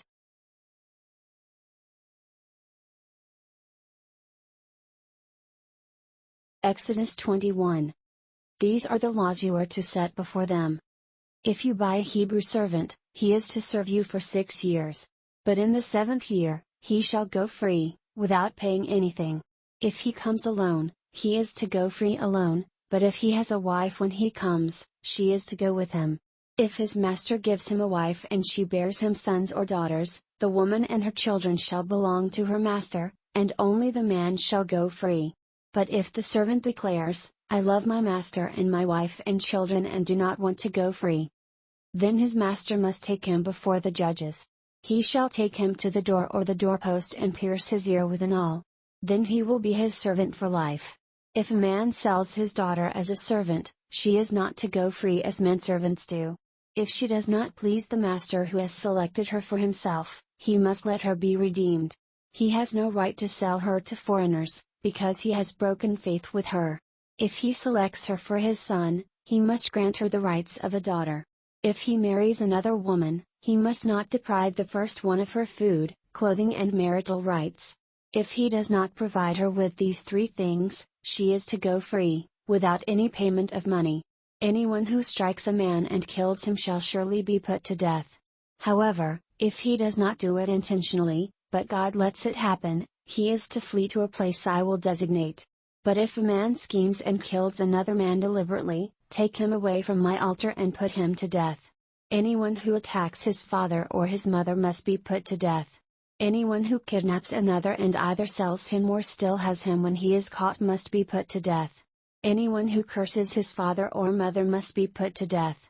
If men quarrel and one hits the other with a stone or with his fist and he does not die but is confined to bed, the one who struck the blow will not be held responsible if the other gets up and walks around outside with his staff. However, he must pay the injured man for the loss of his time and see that he is completely healed. If a man beats his male or female slave with a rod and the slave dies as a direct result, he must be punished. But he is not to be punished if the slave gets up after a day or 2, since the slave is his property. If men who are fighting hit a pregnant woman and she gives birth prematurely but there is no serious injury, the offender must be fined whatever the woman's husband demands and the court allows. But if there is serious injury, you are to take life for life. Eye for eye, tooth for tooth, hand for hand, foot for foot. Burn for burn, wound for wound, bruise for bruise. If a man hits a manservant or maidservant in the eye and destroys it, he must let the servant go free to compensate for the eye. And if he knocks out the tooth of a manservant or maidservant, he must let the servant go free to compensate for the tooth. If a bull gores a man or a woman to death, the bull must be stoned to death, and its meat must not be eaten. But the owner of the bull will not be held responsible. If, however, the bull has had the habit of goring and the owner has been warned but has not kept it pinned up and it kills a man or woman, the bull must be stoned and the owner also must be put to death. However, if payment is demanded of him, he may redeem his life by paying whatever is demanded. This law also applies if the bull gores a son or daughter. If the bull gores a male or female slave, the owner must pay 30 shekels of silver to the master of the slave, and the bull must be stoned. If a man uncovers a pit or digs one and fails to cover it and an ox or a donkey falls into it, the owner of the pit must pay for the loss, he must pay its owner, and the dead animal will be his. If a man's bull injures the bull of another and it dies, they are to sell the live one and divide both the money and the dead animal equally. However, If it was known that the bull had the habit of goring, yet the owner did not keep it pinned up, the owner must pay, animal for animal, and the dead animal will be his. Exodus 22. If a man steals an ox or a sheep and slaughters it or sells it, he must pay back 5 head of cattle for the ox and 4 sheep for the sheep. If a thief is caught breaking in and is struck so that he dies, the defender is not guilty of bloodshed. But if it happens after sunrise, he is guilty of bloodshed. A thief must certainly make restitution, but if he has nothing, he must be sold to pay for his theft. If the stolen animal is found alive in his possession, whether ox or donkey or sheep, he must pay back double. If a man grazes his livestock in a field or vineyard and lets them stray and they graze in another man's field, he must make restitution from the best of his own field or vineyard. If a fire breaks out and spreads into thorn bushes so that it burns shocks of grain or standing grain or the whole field, the one who started the fire must make restitution. If a man gives his neighbor silver or goods for safekeeping and they are stolen from the neighbor's house, the thief, if he is caught, must pay back double. But if the thief is not found, the owner of the house must appear before the judges to determine whether he has laid his hands on the other man's property. In all cases of illegal possession of an ox, a donkey, a sheep, a garment, or any other lost property about which somebody says, "This is mine," both parties are to bring their cases before the judges. The one whom the judges declare guilty must pay back double to his neighbor. If a man gives a donkey, an ox, a sheep or any other animal to his neighbor for safekeeping and it dies or is injured or is taken away while no one is looking, the issue between them will be settled by the taking of an oath before the Lord that the neighbor did not lay hands on the other person's property. The owner is to accept this, and no restitution is required. But if the animal was stolen from the neighbor, he must make restitution to the owner. If it was torn to pieces by a wild animal, he shall bring in the remains as evidence and he will not be required to pay for the torn animal. If a man borrows an animal from his neighbor and it is injured or dies while the owner is not present, he must make restitution.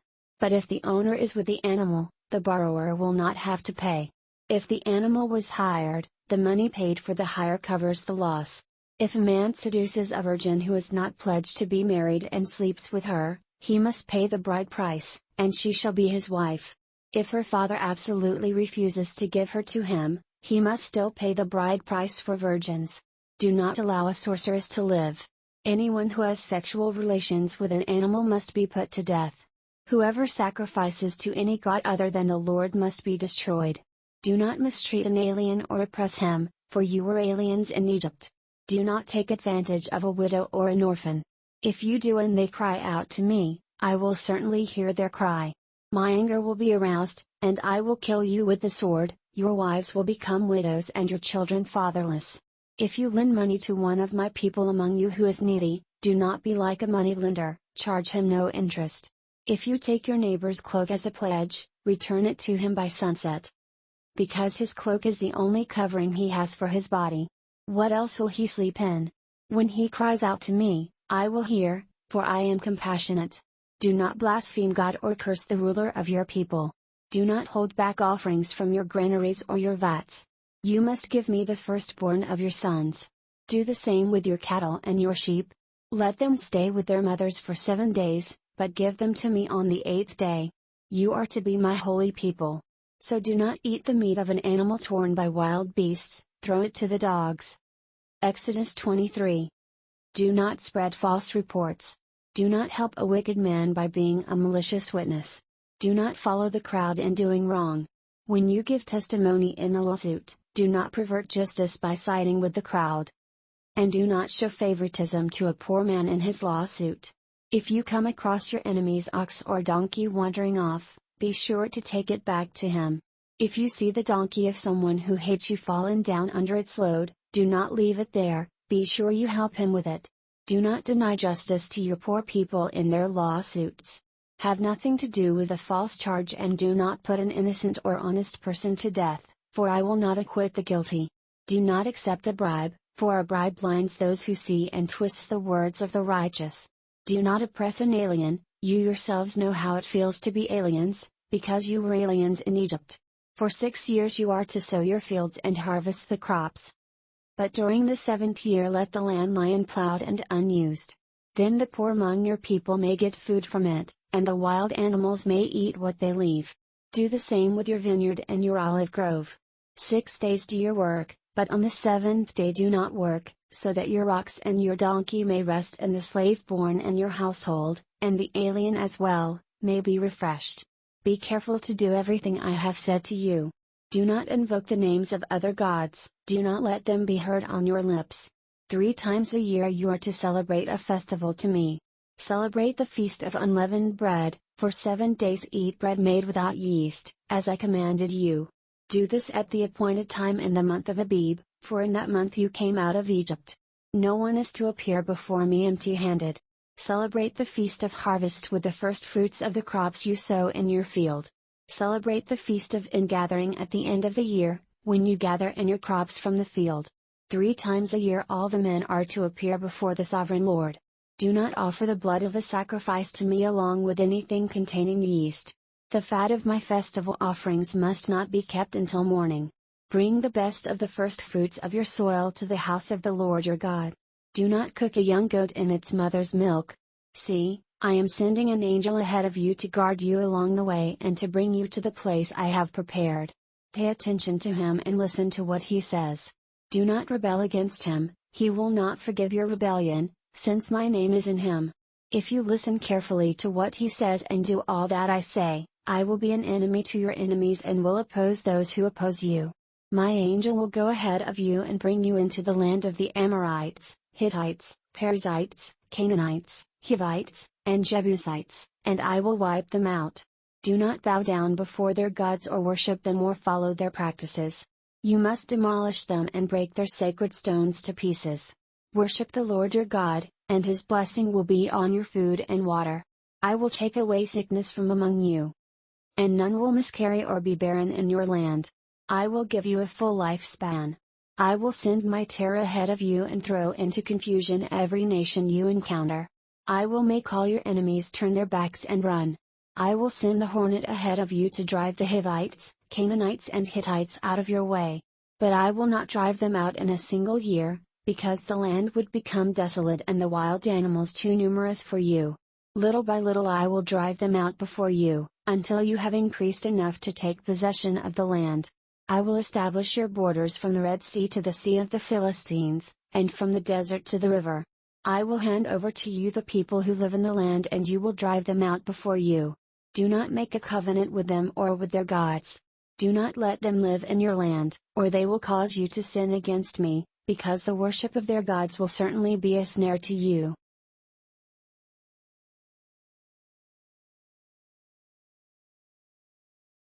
Exodus 24. Then he said to Moses, Come up to the Lord, you and Aaron, Nadab and Abihu, and 70 of the elders of Israel. You are to worship at a distance. But Moses alone is to approach the Lord, the others must not come near. And the people may not come up with him. When Moses went and told the people all the Lord's words and laws, they responded with one voice, Everything the Lord has said we will do. Moses then wrote down everything the Lord had said. He got up early the next morning and built an altar at the foot of the mountain and set up 12 stone pillars representing the 12 tribes of Israel. Then he sent young Israelite men, and they offered burnt offerings and sacrificed young bulls as fellowship offerings to the Lord. Moses took half of the blood and put it in bowls, and the other half he sprinkled on the altar. Then he took the book of the covenant and read it to the people. They responded, We will do everything the Lord has said, we will obey. Moses then took the blood, sprinkled it on the people and said, This is the blood of the covenant that the Lord has made with you in accordance with all these words. Moses and Aaron, Nadab and Abihu, and the 70 elders of Israel went up and saw the God of Israel. Under his feet was something like a pavement made of sapphire, clear as the sky itself. But God did not raise his hand against these leaders of the Israelites. They saw God, and they ate and drank. The Lord said to Moses, Come up to me on the mountain and stay here, and I will give you the tablets of stone, with the law and commands I have written for their instruction. Then Moses set out with Joshua his aide, and Moses went up on the mountain of God. He said to the elders, Wait here for us until we come back to you. Aaron and Hur are with you, and anyone involved in a dispute can go to them. When Moses went up on the mountain, the cloud covered it. And the glory of the Lord settled on Mount Sinai. For 6 days the cloud covered the mountain, and on the 7th day the Lord called to Moses from within the cloud. To the Israelites the glory of the Lord looked like a consuming fire on top of the mountain. Then Moses entered the cloud as he went on up the mountain. And he stayed on the mountain 40 days and 40 nights. Exodus 25. The Lord said to Moses, "Tell the Israelites to bring me an offering. You are to receive the offering for me from each man whose heart prompts him to give. These are the offerings you are to receive from them: gold, silver and bronze, blue, purple and scarlet yarn and fine linen, goat hair, ram skins dyed red and hides of sea cows, acacia wood, olive oil for the light, spices for the anointing oil and for the fragrant incense, and onyx stones and other gems to be mounted on the ephod and breastpiece. Then have them make a sanctuary for me, and I will dwell among them. Make this tabernacle and all its furnishings exactly like the pattern I will show you. Have them make a chest of acacia wood 2½ cubits long, 1 cubit and a half wide, and 1 cubit and a half high. Overlay it with pure gold, both inside and out, and make a gold molding around it. Cast 4 gold rings for it and fasten them to its 4 feet, with 2 rings on one side and 2 rings on the other. Then make poles of acacia wood and overlay them with gold. Insert the poles into the rings on the sides of the chest to carry it. The poles are to remain in the rings of this ark, they are not to be removed. Then put in the ark the testimony, which I will give you. Make an atonement cover of pure gold 2½ cubits long and 1 cubit and a half wide. And make 2 cherubim out of hammered gold at the ends of the cover. Make 1 cherub on one end and the second cherub on the other. Make the cherubim of one piece with the cover, at the 2 ends. The cherubim are to have their wings spread upward, overshadowing the cover with them. The cherubim are to face each other, looking toward the cover. Place the cover on top of the ark and put in the ark the testimony, which I will give you. There, above the cover between the 2 cherubim that are over the ark of the testimony, I will meet with you and give you all my commands for the Israelites.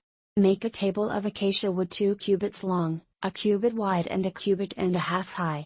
Overlay it with pure gold and make a gold molding around it. Also make around it a rim a handbreadth wide and put a gold molding on the rim. Make 4 gold rings for the table and fasten them to the 4 corners, where the 4 legs are. The rings are to be close to the rim to hold the poles used in carrying the table. Make the poles of acacia wood, overlay them with gold and carry the table with them. And make its plates and dishes of pure gold, as well as its pitchers and bowls for the pouring out of offerings.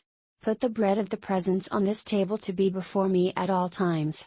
Make a lampstand of pure gold and hammer it out, base and shaft, its flower-like cups, buds and blossoms shall be of one piece with it. 6 branches are to extend from the sides of the lampstand, 3 on one side and 3 on the other. 3 cups shaped like almond flowers with buds and blossoms are to be on one branch, 3 on the next branch, and the same for all 6 branches extending from the lampstand. And on the lampstand there are to be 4 cups shaped like almond flowers with buds and blossoms. 1 bud shall be under the first pair of branches extending from the lampstand, a second bud under the second pair, and a third bud under the third pair, 6 branches in all. The buds and branches shall all be of one piece with the lampstand, hammered out of pure gold. Then make it 7 lamps and set them up on it so that they light the space in front of it. Its wick trimmers and trays are to be of pure gold. A talent of pure gold is to be used for the lampstand and all these accessories. See that you make them according to the pattern shown you on the mountain. Exodus 26. Make the tabernacle with 10 curtains of finely twisted linen and blue, purple and scarlet yarn, with cherubim worked into them by a skilled craftsman. All the curtains are to be the same size, 28 cubits long and 4 cubits wide. Join 5 of the curtains together, and do the same with the other 5. Make loops of blue material along the edge of the end curtain in one set, and do the same with the end curtain in the other set. Make 50 loops on one curtain and 50 loops on the end curtain of the other set, with the loops opposite each other. Then make 50 gold clasps and use them to fasten the curtains together so that the tabernacle is a unit. Make curtains of goat hair for the tent over the tabernacle, 11 altogether. All 11 curtains are to be the same size, 30 cubits long and 4 cubits wide. Join 5 of the curtains together into one set and the other 6 into another set. Fold the 6th curtain double at the front of the tent. Make 50 loops along the edge of the end curtain in one set and also along the edge of the end curtain in the other set. Then make 50 bronze clasps and put them in the loops to fasten the tent together as a unit. As for the additional length of the tent curtains, the half curtain that is left over is to hang down at the rear of the tabernacle. The tent curtains will be a cubit longer on both sides. What is left will hang over the sides of the tabernacle so as to cover it. Make for the tent a covering of ram skins dyed red, and over that a covering of hides of sea cows. Make upright frames of acacia wood for the tabernacle. Each frame is to be 10 cubits long and a cubit and a half wide, with 2 projections set parallel to each other. Make all the frames of the tabernacle in this way. Make 20 frames for the south side of the tabernacle. And make 40 silver bases to go under them, 2 bases for each frame, 1 under each projection. For the other side, the north side of the tabernacle, make 20 frames. And 40 silver bases, 2 under each frame. Make 6 frames for the far end, that is, the west end of the tabernacle. And make 2 frames for the corners at the far end. At these 2 corners they must be double from the bottom all the way to the top, and fitted into a single ring, both shall be like that. So there will be 8 frames and 16 silver bases, 2 under each frame. Also make crossbars of acacia wood, 5 for the frames on one side of the tabernacle, 5 for those on the other side, and 5 for the frames on the west, at the far end of the tabernacle. The center crossbar is to extend from end to end at the middle of the frames. Overlay the frames with gold and make gold rings to hold the crossbars. Also overlay the crossbars with gold. Set up the tabernacle according to the plan shown you on the mountain. Make a curtain of blue, purple and scarlet yarn and finely twisted linen, with cherubim worked into it by a skilled craftsman. Hang it with gold hooks on 4 posts of acacia wood overlaid with gold and standing on 4 silver bases. Hang the curtain from the clasps and place the Ark of the Testimony behind the curtain. The curtain will separate the holy place from the most holy place. Put the atonement cover on the Ark of the Testimony in the most holy place. Place the table outside the curtain on the north side of the tabernacle and put the lampstand opposite it on the south side. For the entrance to the tent make a curtain of blue, purple and scarlet yarn and finely twisted linen, the work of an embroiderer. Make gold hooks for this curtain and 5 posts of acacia wood overlaid with gold. And cast 5 bronze bases for them. Exodus 27. Build an altar of acacia wood, 3 cubits high, it is to be square, 5 cubits long and 5 cubits wide. Make a horn at each of the 4 corners, so that the horns and the altar are of one piece, and overlay the altar with bronze. Make all its utensils of bronze, its pots to remove the ashes, and its shovels, sprinkling bowls, meat forks and firepans. Make a grating for it, a bronze network, and make a bronze ring at each of the 4 corners of the network. Put it under the ledge of the altar so that it is halfway up the altar. Make poles of acacia wood for the altar and overlay them with bronze. The poles are to be inserted into the rings so they will be on 2 sides of the altar when it is carried. Make the altar hollow, out of boards. It is to be made just as you were shown on the mountain. Make a courtyard for the tabernacle. The south side shall be 100 cubits long and is to have curtains of finely twisted linen, with 20 posts and 20 bronze bases and with silver hooks and bands on the posts. The north side shall also be 100 cubits long and is to have curtains, with 20 posts and 20 bronze bases and with silver hooks and bands on the posts. The west end of the courtyard shall be 50 cubits wide and have curtains, with 10 posts and 10 bases. On the east end, toward the sunrise, the courtyard shall also be 50 cubits wide. Curtains 15 cubits long are to be on one side of the entrance, with 3 posts and 3 bases. And curtains 15 cubits long are to be on the other side, with 3 posts and 3 bases. For the entrance to the courtyard, provide a curtain 20 cubits long, of blue, purple and scarlet yarn and finely twisted linen, the work of an embroiderer, with 4 posts and 4 bases. All the posts around the courtyard are to have silver bands and hooks, and bronze bases.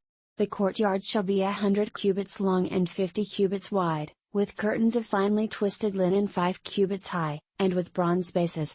All the other articles used in the service of the tabernacle, whatever their function, including all the tent pegs for it and those for the courtyard, are to be of bronze. Command the Israelites to bring you clear oil of pressed olives for the lights so that the lamps may be kept burning.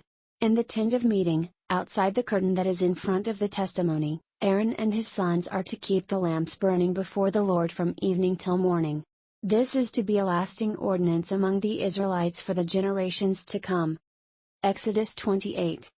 Have Aaron your brother brought to you from among the Israelites, along with his sons Nadab and Abihu, Eleazar and Itamar, so they may serve me as priests. Make sacred garments for your brother Aaron, to give him dignity and honor.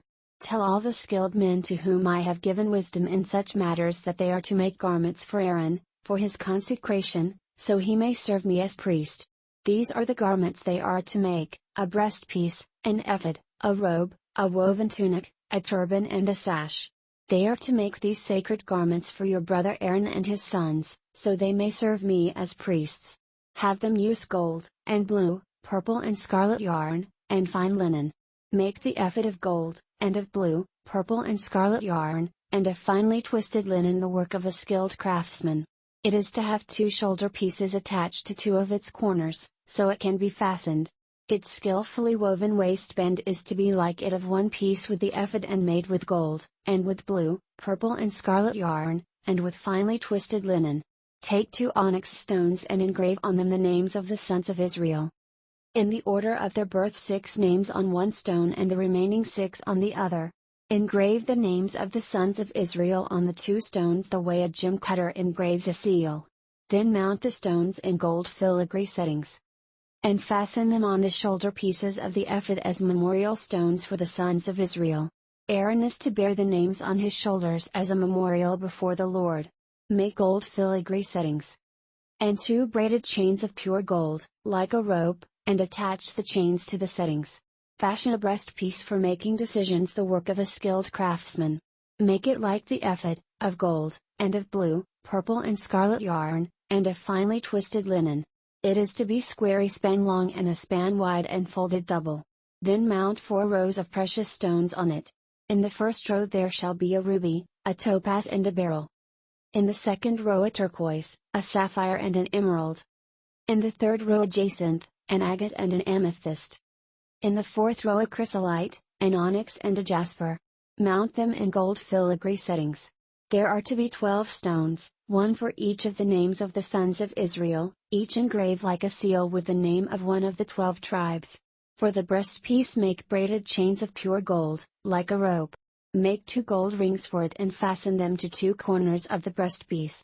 Fasten the 2 gold chains to the rings at the corners of the breastpiece, and the other ends of the chains to the 2 settings, attaching them to the shoulder pieces of the ephod at the front. Make 2 gold rings and attach them to the other 2 corners of the breastpiece on the inside edge next to the ephod. Make 2 more gold rings and attach them to the bottom of the shoulder pieces on the front of the ephod, close to the seam just above the waistband of the ephod.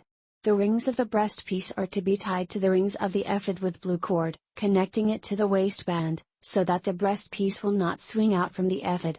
Whenever Aaron enters the holy place, he will bear the names of the sons of Israel over his heart on the breastpiece of decision as a continuing memorial before the Lord. Also put the Urim and the Thummim in the breastpiece, so they may be over Aaron's heart whenever he enters the presence of the Lord. Thus Aaron will always bear the means of making decisions for the Israelites over his heart before the Lord. Make the robe of the ephod entirely of blue cloth, with an opening for the head in its center. There shall be a woven edge like a collar around this opening, so that it will not tear. Make pomegranates of blue, purple and scarlet yarn around the hem of the robe, with gold bells between them. The gold bells and the pomegranates are to alternate around the hem of the robe. Aaron must wear it when he ministers. The sound of the bells will be heard when he enters the holy place before the Lord and when he comes out, so that he will not die. Make a plate of pure gold and engrave on it as on a seal, "Holy to the Lord." Fasten a blue cord to it to attach it to the turban. It is to be on the front of the turban.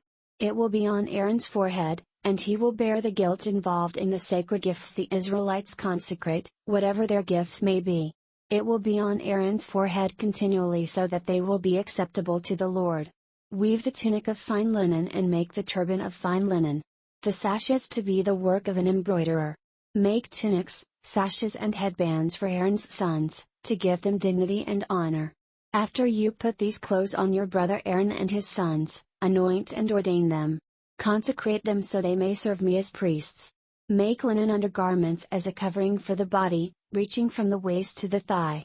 Aaron and his sons must wear them whenever they enter the tent of meeting or approach the altar to minister in the holy place, so that they will not incur guilt and die. This is to be a lasting ordinance for Aaron and his descendants. Exodus 29. This is what you are to do to consecrate them, so they may serve me as priests. Take a young bull and 2 rams without defect.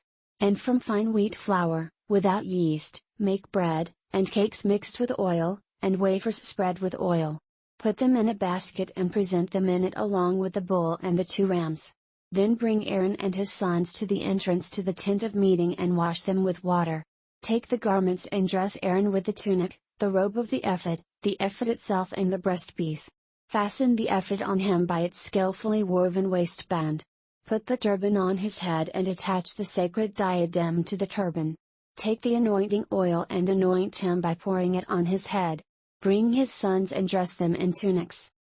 And put headbands on them. Then tie sashes on Aaron and his sons. The priesthood is theirs by a lasting ordinance. In this way you shall ordain Aaron and his sons. Bring the bull to the front of the tent of meeting, and Aaron and his sons shall lay their hands on its head. Slaughter it in the Lord's presence at the entrance to the tent of meeting. Take some of the bull's blood and put it on the horns of the altar with your finger, and pour out the rest of it at the base of the altar.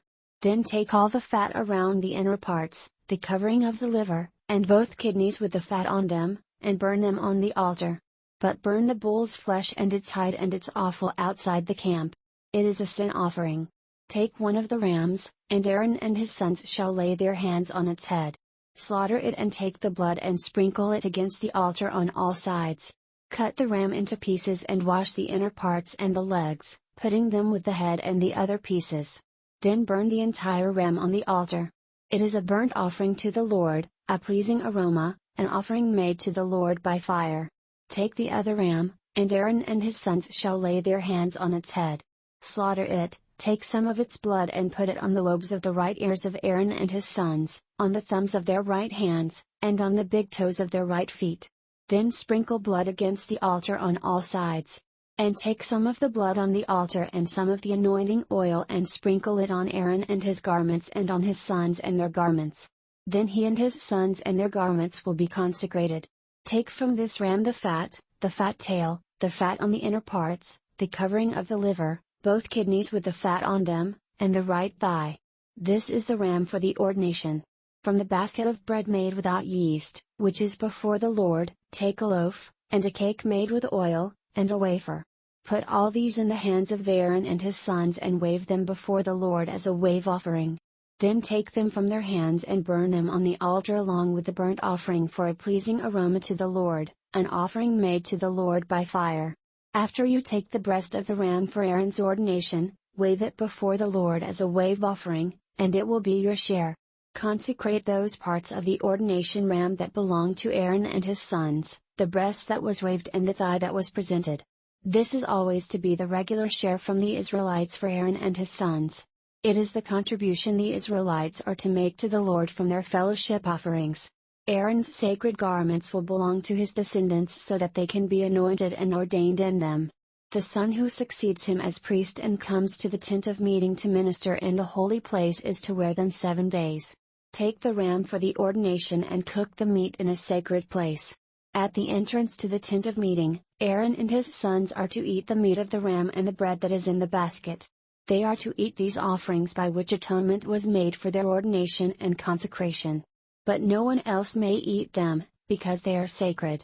And if any of the meat of the ordination ram or any bread is left over till morning, burn it up. It must not be eaten, because it is sacred. Do for Aaron and his sons everything I have commanded you, taking 7 days to ordain them. Sacrifice a bull each day as a sin offering to make atonement. Purify the altar by making atonement for it, and anoint it to consecrate it. For 7 days make atonement for the altar and consecrate it. Then the altar will be most holy, and whatever touches it will be holy. This is what you are to offer on the altar regularly each day, 2 lambs a year old. Offer one in the morning and the other at twilight. With the first lamb offer a tenth of an ephah of fine flour mixed with a quarter of a hin of oil from pressed olives, and a quarter of a hin of wine as a drink offering. Sacrifice the other lamb at twilight with the same grain offering and its drink offering as in the morning, a pleasing aroma, an offering made to the Lord by fire. For the generations to come this burnt offering is to be made regularly at the entrance to the tent of meeting before the Lord. There I will meet you and speak to you. There also I will meet with the Israelites, and the place will be consecrated by my glory. So I will consecrate the tent of meeting and the altar and will consecrate Aaron and his sons to serve me as priests. Then I will dwell among the Israelites and be their God. They will know that I am the Lord their God, who brought them out of Egypt so that I might dwell among them. I am the Lord their God. Exodus 30. Make an altar of acacia wood for burning incense. It is to be square, a cubit long and a cubit wide, and 2 cubits high, its horns of one piece with it. Overlay the top and all the sides and the horns with pure gold, and make a gold molding around it. Make 2 gold rings for the altar below the molding, 2 on opposite sides to hold the poles used to carry it. Make the poles of acacia wood and overlay them with gold. Put the altar in front of the curtain that is before the ark of the testimony, before the atonement cover that is over the testimony where I will meet with you. Aaron must burn fragrant incense on the altar every morning when he tends the lamps. He must burn incense again when he lights the lamps at twilight, so incense will burn regularly before the Lord for the generations to come. Do not offer on this altar any other incense or any burnt offering or grain offering, and do not pour a drink offering on it. Once a year Aaron shall make atonement on its horns. This annual atonement must be made with the blood of the atoning sin offering for the generations to come. It is most holy to the Lord. Then the Lord said to Moses, when you take a census of the Israelites to count them, each one must pay the Lord a ransom for his life at the time he is counted. Then no plague will come on them when you number them. Each one who crosses over to those already counted is to give a half shekel, according to the sanctuary shekel, which weighs 20 gerahs. This half shekel is an offering to the Lord. All who cross over, those 20 years old or more, are to give an offering to the Lord. The rich are not to give more than a half shekel, and the poor are not to give less when you make the offering to the Lord to atone for your lives. Receive the atonement money from the Israelites and use it for the service of the tent of meeting. It will be a memorial for the Israelites before the Lord, making atonement for your lives. Then the Lord said to Moses, make a bronze basin, with its bronze stand, for washing. Place it between the tent of meeting and the altar, and put water in it. Aaron and his sons are to wash their hands and feet with water from it. Whenever they enter the tent of meeting, they shall wash with water so that they will not die. Also, when they approach the altar to minister by presenting an offering made to the Lord by fire, they shall wash their hands and feet so that they will not die. This is to be a lasting ordinance for Aaron and his descendants for the generations to come. Then the Lord said to Moses, take the following fine spices, 500 shekels of liquid myrrh, half as much, that is, 250 shekels, of fragrant cinnamon, 250 shekels of fragrant cane, 500 shekels of cassia oil according to the sanctuary shekel, and a hin of olive oil. Make these into a sacred anointing oil, a fragrant blend, the work of a perfumer. It will be the sacred anointing oil. Then use it to anoint the tent of meeting, the ark of the testimony, the table and all its articles, the lampstand and its accessories, the altar of incense, the altar of burnt offering and all its utensils, and the basin with its stand. You shall consecrate them so they will be most holy, and whatever touches them will be holy. Anoint Aaron and his sons and consecrate them so they may serve me as priests. Say to the Israelites, this is to be my sacred anointing oil for the generations to come. Do not pour it on men's bodies and do not make any oil with the same formula. It is sacred, and you are to consider it sacred. Whoever makes perfume like it and whoever puts it on anyone other than a priest must be cut off from his people. Then the Lord said to Moses, take fragrant spices, gum resin, onycha and galbanum and pure frankincense, all in equal amounts. And make a fragrant blend of incense, the work of a perfumer. It is to be salted and pure and sacred. Grind some of it to powder and place it in front of the testimony in the tent of meeting, where I will meet with you. It shall be most holy to you. Do not make any incense with this formula for yourselves, consider it holy to the Lord. Whoever makes any like it to enjoy its fragrance must be cut off from his people. Exodus 31. Then the Lord said to Moses, See, I have chosen Bezalel son of Uri, the son of Hur, of the tribe of Judah. And I have filled him with the Spirit of God, with skill, ability and knowledge in all kinds of crafts. To make artistic designs for work in gold, silver and bronze. To cut and set stones, to work in wood, and to engage in all kinds of craftsmanship. Moreover, I have appointed Aholiab son of Ahisamach, of the tribe of Dan, to help him. Also I have given skill to all the craftsmen to make everything I have commanded you. The tent of meeting, the ark of the testimony with the atonement cover on it, and all the other furnishings of the tent. The table and its articles, the pure gold lampstand and all its accessories, the altar of incense. The altar of burnt offering and all its utensils, the basin with its stand. And also the woven garments, both the sacred garments for Aaron the priest and the garments for his sons when they serve as priests. And the anointing oil and fragrant incense for the holy place. They are to make them just as I commanded you. Then the Lord said to Moses, Say to the Israelites, You must observe my Sabbaths. This will be a sign between me and you for the generations to come, so you may know that I am the Lord, who makes you holy. Observe the Sabbath, because it is holy to you. Anyone who desecrates it must be put to death, whoever does any work on that day must be cut off from his people. For 6 days, work is to be done, but the 7th day is a Sabbath of rest, holy to the Lord. Whoever does any work on the Sabbath day must be put to death. The Israelites are to observe the Sabbath, celebrating it for the generations to come as a lasting covenant. It will be a sign between me and the Israelites forever, for in 6 days the Lord made the heavens and the earth, and on the 7th day he abstained from work and rested. When the Lord finished speaking to Moses on Mount Sinai, he gave him the 2 tablets of the testimony, the tablets of stone inscribed by the finger of God. Exodus 32. When the people saw that Moses was so long in coming down from the mountain, they gathered around Aaron and said, Come, make us gods who will go before us. As for this fellow Moses who brought us up out of Egypt, we don't know what has happened to him. Aaron answered them, Take off the gold earrings that your wives, your sons and your daughters are wearing, and bring them to me. So all the people took off their earrings and brought them to Aaron. He took what they handed him and made it into an idol cast in the shape of a calf, fashioning it with a tool. Then they said, These are your gods, O Israel, who brought you up out of Egypt. When Aaron saw this, he built an altar in front of the calf and announced, Tomorrow there will be a festival to the Lord. So the next day the people rose early and sacrificed burnt offerings and presented fellowship offerings. Afterward they sat down to eat and drink and got up to indulge in revelry. Then the Lord said to Moses, Go down, because your people, whom you brought up out of Egypt, have become corrupt. They have been quick to turn away from what I commanded them and have made themselves an idol cast in the shape of a calf. They have bowed down to it and sacrificed to it and have said, These are your gods, O Israel, who brought you up out of Egypt. I have seen these people, the Lord said to Moses, and they are a stiff-necked people. Now leave me alone so that my anger may burn against them and that I may destroy them. Then I will make you into a great nation. But Moses sought the favor of the Lord his God. O Lord, he said, why should your anger burn against your people, whom you brought out of Egypt with great power and a mighty hand? Why should the Egyptians say, It was with evil intent that he brought them out, to kill them in the mountains and to wipe them off the face of the earth?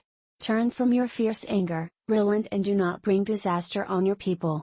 Remember your servants Abraham, Isaac, and Israel, to whom you swore by your own self, I will make your descendants as numerous as the stars in the sky and I will give your descendants all this land I promised them, and it will be their inheritance forever.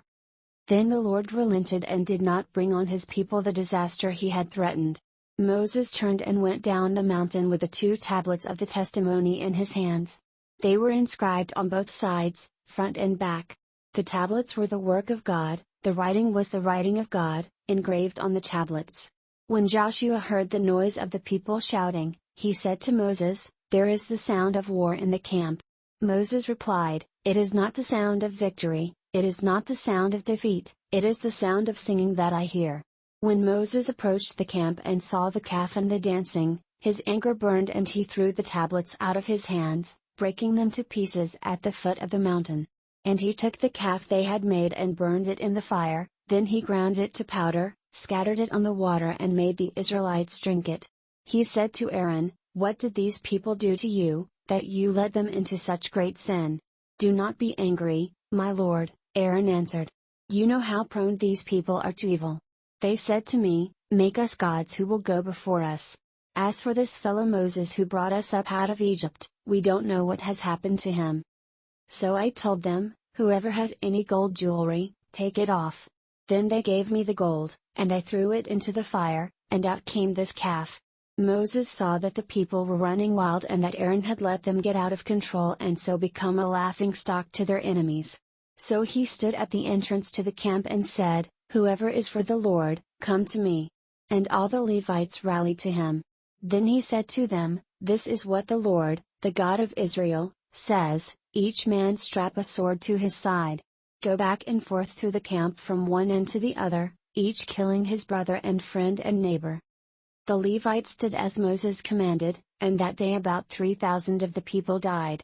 Then Moses said, "You have been set apart to the Lord today, for you were against your own sons and brothers, and he has blessed you this day." The next day Moses said to the people, "You have committed a great sin. But now I will go up to the Lord, perhaps I can make atonement for your sin." So Moses went back to the Lord and said, "Oh, what a great sin these people have committed! They have made themselves gods of gold. But now, please forgive their sin, but if not, then blot me out of the book you have written." The Lord replied to Moses, "Whoever has sinned against me I will blot out of my book. Now go, lead the people to the place I spoke of, and my angel will go before you. However, when the time comes for me to punish, I will punish them for their sin." And the Lord struck the people with a plague because of what they did with the calf Aaron had made. Exodus 33. Then the Lord said to Moses, "Leave this place, you and the people you brought up out of Egypt, and go up to the land I promised on oath to Abraham, Isaac, and Jacob, saying, 'I will give it to your descendants.' I will send an angel before you and drive out the Canaanites, Amorites, Hittites, Perizzites, Hivites, and Jebusites. Go up to the land flowing with milk and honey. But I will not go with you, because you are a stiff-necked people and I might destroy you on the way." When the people heard these distressing words, they began to mourn and no one put on any ornaments.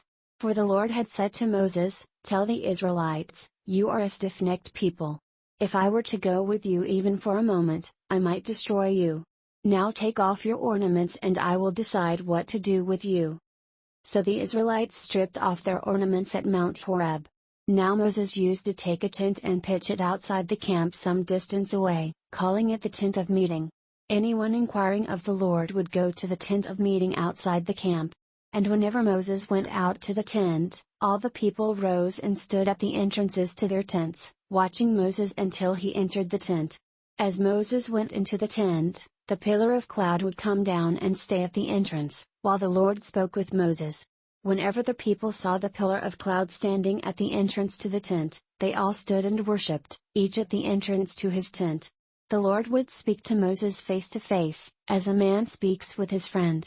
Then Moses would return to the camp, but his young aide Joshua son of Nun did not leave the tent. Moses said to the Lord, "You have been telling me, 'Lead these people,' but you have not let me know whom you will send with me. You have said, 'I know you by name and you have found favor with me.' If you are pleased with me, teach me your ways so I may know you and continue to find favor with you. Remember that this nation is your people." The Lord replied, "My presence will go with you, and I will give you rest." Then Moses said to him, "If your presence does not go with us, do not send us up from here. How will anyone know that you are pleased with me and with your people unless you go with us? What else will distinguish me and your people from all the other people on the face of the earth?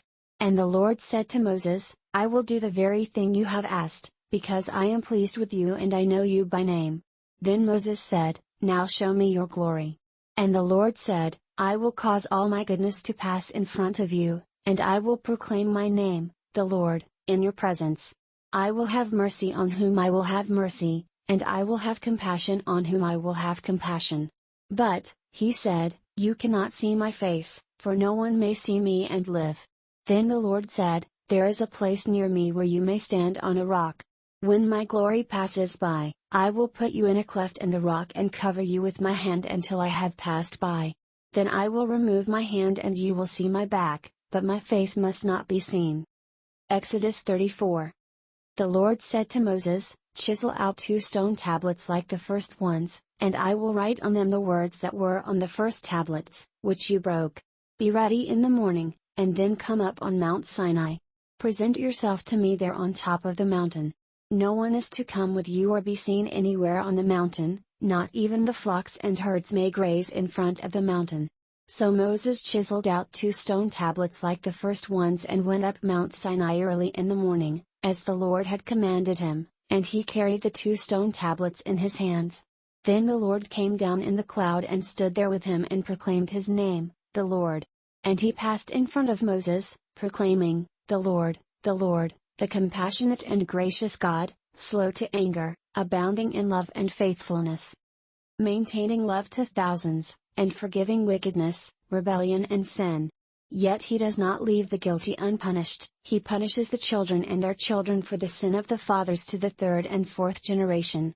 Moses bowed to the ground at once and worshipped. O Lord, if I have found favor in your eyes, he said, then let the Lord go with us. Although this is a stiff-necked people, forgive our wickedness and our sin, and take us as your inheritance. Then the Lord said, I am making a covenant with you. Before all your people I will do wonders never before done in any nation in all the world. The people you live among will see how awesome is the work that I, the Lord, will do for you. Obey what I command you today. I will drive out before you the Amorites, Canaanites, Hittites, Perizzites, Hivites, and Jebusites. Be careful not to make a treaty with those who live in the land where you are going, or they will be a snare among you. Break down their altars, smash their sacred stones and cut down their Asherah poles. Do not worship any other god, for the Lord, whose name is jealous, is a jealous God. Be careful not to make a treaty with those who live in the land, for when they prostitute themselves to their gods and sacrifice to them, they will invite you and you will eat their sacrifices. And when you choose some of their daughters as wives for your sons and those daughters prostitute themselves to their gods, they will lead your sons to do the same. Do not make cast idols. Celebrate the feast of unleavened bread. For 7 days eat bread made without yeast, as I commanded you. Do this at the appointed time in the month of Abib, for in that month you came out of Egypt. The first offspring of every womb belongs to me, including all the firstborn males of your livestock, whether from herd or flock. Redeem the firstborn donkey with a lamb, but if you do not redeem it, break its neck. Redeem all your firstborn sons. No one is to appear before me empty-handed. 6 days you shall labor, but on the 7th day you shall rest, even during the plowing season and harvest you must rest. Celebrate the Feast of Weeks with the first fruits of the wheat harvest, and the Feast of Ingathering at the turn of the year. 3 times a year all your men are to appear before the Sovereign Lord, the God of Israel. I will drive out nations before you and enlarge your territory, and no one will covet your land when you go up 3 times each year to appear before the Lord your God. Do not offer the blood of a sacrifice to me along with anything containing yeast, and do not let any of the sacrifice from the Passover feast remain until morning. Bring the best of the first fruits of your soil to the house of the Lord your God. Do not cook a young goat in its mother's milk. Then the Lord said to Moses, Write down these words, for in accordance with these words I have made a covenant with you and with Israel. Moses was there with the Lord 40 days and 40 nights without eating bread or drinking water. And he wrote on the tablets the words of the covenant, the 10 Commandments. When Moses came down from Mount Sinai with the 2 tablets of the testimony in his hands, he was not aware that his face was radiant because he had spoken with the Lord. When Aaron and all the Israelites saw Moses, his face was radiant, and they were afraid to come near him. But Moses called to them, So Aaron and all the leaders of the community came back to him, and he spoke to them. Afterward all the Israelites came near him, and he gave them all the commands the Lord had given him on Mount Sinai. When Moses finished speaking to them, he put a veil over his face. But whenever he entered the Lord's presence to speak with him, he removed the veil until he came out. And when he came out and told the Israelites what he had been commanded, they saw that his face was radiant. Then Moses would put the veil back over his face until he went in to speak with the Lord. Exodus 35. Moses assembled the whole Israelite community and said to them, "These are the things the Lord has commanded you to do. For 6 days, work is to be done, but the seventh day shall be your holy day, a Sabbath of rest to the Lord. Whoever does any work on it must be put to death. Do not light a fire in any of your dwellings on the Sabbath day." Moses said to the whole Israelite community, "This is what the Lord has commanded. From what you have, take an offering for the Lord. Everyone who is willing is to bring to the Lord an offering of gold, silver and bronze, blue, purple and scarlet yarn and fine linen, goat hair, ram skins dyed red and hides of sea cows, acacia wood, olive oil for the light, spices for the anointing oil and for the fragrant incense, and onyx stones and other gems to be mounted on the ephod and breastpiece. All who are skilled among you are to come and make everything the Lord has commanded. The tabernacle with its tent and its covering, clasps, frames, crossbars, posts and bases. The ark with its poles and the atonement cover and the curtain that shields it. The table with its poles and all its articles and the bread of the presence. The lampstand that is for light with its accessories, lamps and oil for the light. The altar of incense with its poles, the anointing oil and the fragrant incense, the curtain for the doorway at the entrance to the tabernacle. The altar of burnt offering with its bronze grating, its poles and all its utensils, the bronze basin with its stand. The curtains of the courtyard with its posts and bases, and the curtain for the entrance to the courtyard. The tent pegs for the tabernacle and for the courtyard, and their ropes. The woven garments worn for ministering in the sanctuary, both the sacred garments for Aaron the priest and the garments for his sons when they serve as priests. Then the whole Israelite community withdrew from Moses' presence. And everyone who was willing and whose heart moved him came and brought an offering to the Lord for the work on the tent of meeting, for all its service, and for the sacred garments. All who were willing, men and women alike, came and brought gold jewelry of all kinds, brooches, earrings, rings and ornaments. They all presented their gold as a wave offering to the Lord. Everyone who had blue, purple or scarlet yarn or fine linen, or goat hair, ram skins dyed red or hides of sea cows brought them. Those presenting an offering of silver or bronze brought it as an offering to the Lord, and everyone who had acacia wood for any part of the work brought it. Every skilled woman spun with her hands and brought what she had spun, blue, purple or scarlet yarn or fine linen. And all the women who were willing and had the skill spun the goat hair. The leaders brought onyx stones and other gems to be mounted on the ephod and breastpiece. They also brought spices and olive oil for the light and for the anointing oil and for the fragrant incense. All the Israelite men and women who were willing brought to the Lord freewill offerings for all the work the Lord through Moses had commanded them to do. Then Moses said to the Israelites, "See, the Lord has chosen Bezalel son of Uri, the son of Hur, of the tribe of Judah. And he has filled him with the Spirit of God, with skill, ability and knowledge in all kinds of crafts. To make artistic designs for work in gold, silver and bronze. To cut and set stones, to work in wood and to engage in all kinds of artistic craftsmanship. And he has given both him and Aholiab son of Ahisamach, of the tribe of Dan, the ability to teach others. He has filled them with skill to do all kinds of work as craftsmen, designers, embroiderers in blue, purple and scarlet yarn and fine linen, and weavers, all of them master craftsmen and designers." Exodus 36. So Bezalel, Aholiab and every skilled person to whom the Lord has given skill and ability to know how to carry out all the work of constructing the sanctuary are to do the work just as the Lord has commanded. Then Moses summoned Bezalel and Aholiab and every skilled person to whom the Lord had given ability and who was willing to come and do the work. They received from Moses all the offerings the Israelites had brought to carry out the work of constructing the sanctuary. And the people continued to bring freewill offerings morning after morning. So all the skilled craftsmen who were doing all the work on the sanctuary left their work, and said to Moses, "The people are bringing more than enough for doing the work the Lord commanded to be done." Then Moses gave an order and they sent this word throughout the camp: "No man or woman is to make anything else as an offering for the sanctuary." And so the people were restrained from bringing more, because what they already had was more than enough to do all the work. All the skilled men among the workmen made the tabernacle with 10 curtains of finely twisted linen and blue, purple and scarlet yarn, with cherubim worked into them by a skilled craftsman. All the curtains were the same size, 28 cubits long and 4 cubits wide. They joined 5 of the curtains together and did the same with the other 5. Then they made loops of blue material along the edge of the end curtain in one set, and the same was done with the end curtain in the other set. They also made 50 loops on one curtain and 50 loops on the end curtain of the other set, with the loops opposite each other. Then they made 50 gold clasps and used them to fasten the 2 sets of curtains together so that the tabernacle was a unit. They made curtains of goat hair for the tent over the tabernacle, 11 altogether. All 11 curtains were the same size, 30 cubits long and 4 cubits wide. They joined 5 of the curtains into one set and the other 6 into another set. Then they made 50 loops along the edge of the end curtain in one set and also along the edge of the end curtain in the other set.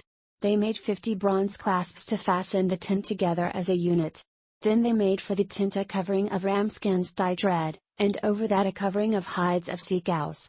They made upright frames of acacia wood for the tabernacle. Each frame was 10 cubits long and a cubit and a half wide, with 2 projections set parallel to each other. They made all the frames of the tabernacle in this way. They made 20 frames for the south side of the tabernacle, and made 40 silver bases to go under them, 2 bases for each frame, 1 under each projection. For the other side, the north side of the tabernacle, they made 20 frames, and 40 silver bases, 2 under each frame. They made 6 frames for the far end, that is, the west end of the tabernacle, and 2 frames were made for the corners of the tabernacle at the far end. At these 2 corners the frames were double from the bottom all the way to the top and fitted into a single ring. Both were made alike. So there were 8 frames and 16 silver bases, 2 under each frame. They also made crossbars of acacia wood, 5 for the frames on one side of the tabernacle, 5 for those on the other side, and 5 for the frames on the west, at the far end of the tabernacle. They made the center crossbar so that it extended from end to end at the middle of the frames. They overlaid the frames with gold and made gold rings to hold the crossbars. They also overlaid the crossbars with gold. They made the curtain of blue, purple and scarlet yarn and finely twisted linen, with cherubim worked into it by a skilled craftsman. They made 4 posts of acacia wood for it and overlaid them with gold. They made gold hooks for them and cast their 4 silver bases. For the entrance to the tent they made a curtain of blue, purple and scarlet yarn and finely twisted linen, the work of an embroiderer. And they made 5 posts with hooks for them. They overlaid the tops of the posts and their bands with gold and made their 5 bases of bronze.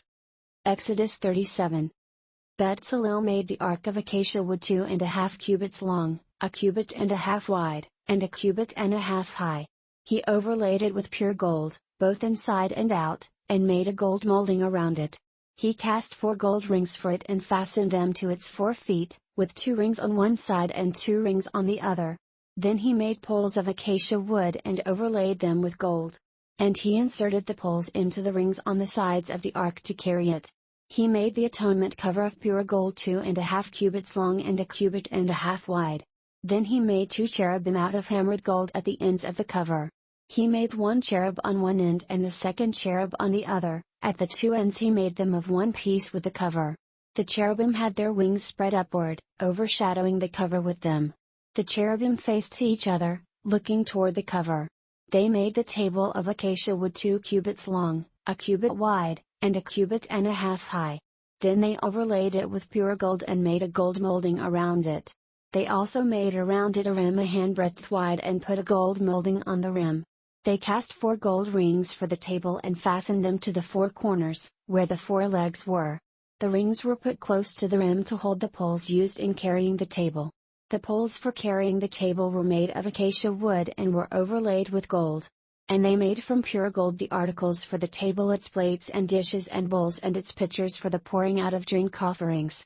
They made the lampstand of pure gold and hammered it out, base and shaft, its flower-like cups, buds and blossoms were of one piece with it. 6 branches extended from the sides of the lampstand, 3 on one side and 3 on the other. 3 cups shaped like almond flowers with buds and blossoms were on one branch, 3 on the next branch, and the same for all 6 branches extending from the lampstand. And on the lampstand were 4 cups shaped like almond flowers with buds and blossoms. 1 bud was under the first pair of branches extending from the lampstand, a second bud under the second pair, and a third bud under the third pair, 6 branches in all. The buds in the branches were all of one piece with the lampstand, hammered out of pure gold. They made its 7 lamps, as well as its wick trimmers and trays, of pure gold. They made the lampstand and all its accessories from 1 talent of pure gold. They made the altar of incense out of acacia wood. It was square, a cubit long and a cubit wide, and 2 cubits high, its horns of one piece with it. They overlaid the top and all the sides and the horns with pure gold, and made a gold molding around it. They made 2 gold rings below the molding, 2 on opposite sides to hold the poles used to carry it. They made the poles of acacia wood and overlaid them with gold.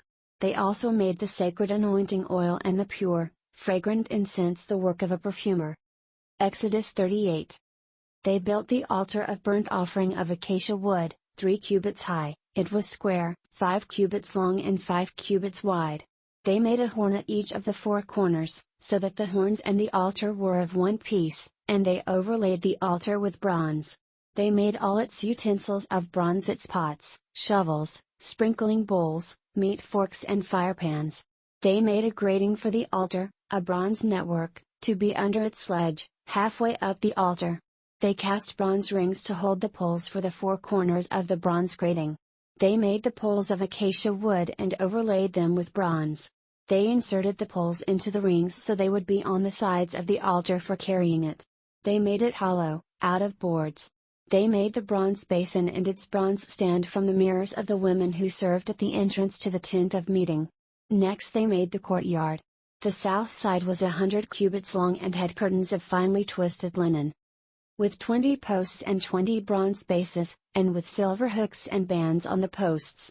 The north side was also 100 cubits long and had 20 posts and 20 bronze bases, with silver hooks and bands on the posts. The west end was 50 cubits wide and had curtains, with 10 posts and 10 bases, with silver hooks and bands on the posts. The east end, toward the sunrise, was also 50 cubits wide. Curtains 15 cubits long were on one side of the entrance, with 3 posts and 3 bases. And curtains 15 cubits long were on the other side of the entrance to the courtyard, with 3 posts and 3 bases. All the curtains around the courtyard were of finely twisted linen. The bases for the posts were bronze. The hooks and bands on the posts were silver, and their tops were overlaid with silver, so all the posts of the courtyard had silver bands. The curtain for the entrance to the courtyard was of blue, purple and scarlet yarn and finely twisted linen, the work of an embroiderer.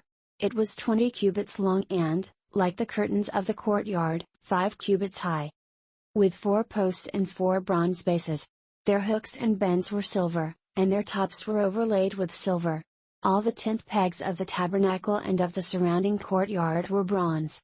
These are the amounts of the materials used for the tabernacle of the testimony, which were recorded at Moses' command by the Levites under the direction of Itamar son of Aaron, the priest. Bezalel son of Uri, the son of Hur, of the tribe of Judah, made everything the Lord commanded Moses. With him was Aholiab son of Ahisamach, of the tribe of Dan, a craftsman and designer, and an embroiderer in blue, purple and scarlet yarn and fine linen. The total amount of the gold from the wave offering used for all the work on the sanctuary was talents and 730 shekels, according to the sanctuary shekel. The silver obtained from those of the community who were counted in the census was 100 talents and 1,775 shekels, according to the sanctuary shekel. 1 beka per person, that is, half a shekel, according to the sanctuary shekel, from everyone who had crossed over to those counted, 20 years old or more, a total of 603,550 men. The 100 talents of silver were used to cast the bases for the sanctuary and for the curtain, 100 bases from the 100 talents, 1 talent for each base. They used the 1,775 shekels to make the hooks for the posts, to overlay the tops of the posts, and to make their bands. 29 The bronze from the wave offering was 70 talents and 2,400 shekels. They used it to make the basis for the entrance to the tent of meeting, the bronze altar with its bronze grating and all its utensils. The bases for the surrounding courtyard and those for its entrance, and all the tent pegs for the tabernacle and those for the surrounding courtyard. Exodus 39. From the blue, purple and scarlet yarn they made woven garments for ministering in the sanctuary. They also made sacred garments for Aaron, as the Lord commanded Moses. They made the ephod of gold, and of blue, purple and scarlet yarn, and of finely twisted linen. They hammered out thin sheets of gold and cut strands to be worked into the blue, purple and scarlet yarn and fine linen, the work of a skilled craftsman. They made shoulder pieces for the ephod, which were attached to 2 of its corners, so it could be fastened. Its skillfully woven waistband was like it of one piece with the ephod and made with gold, and with blue, purple and scarlet yarn, and with finely twisted linen, as the Lord commanded Moses. They mounted the onyx stones in gold filigree settings and engraved them like a seal with the names of the sons of Israel. Then they fastened them on the shoulder pieces of the ephod as memorial stones for the sons of Israel, as the Lord commanded Moses. They fashioned the breastpiece, the work of a skilled craftsman. They made it like the ephod, of gold, and of blue, purple and scarlet yarn, and of finely twisted linen. It was square, a span long and a span wide, and folded double. Then they mounted 4 rows of precious stones on it. In the first row there was a ruby, a topaz and a beryl. In the second row a turquoise, a sapphire and an emerald. In the third row a jacinth, an agate and an amethyst. In the fourth row a chrysolite, an onyx and a jasper.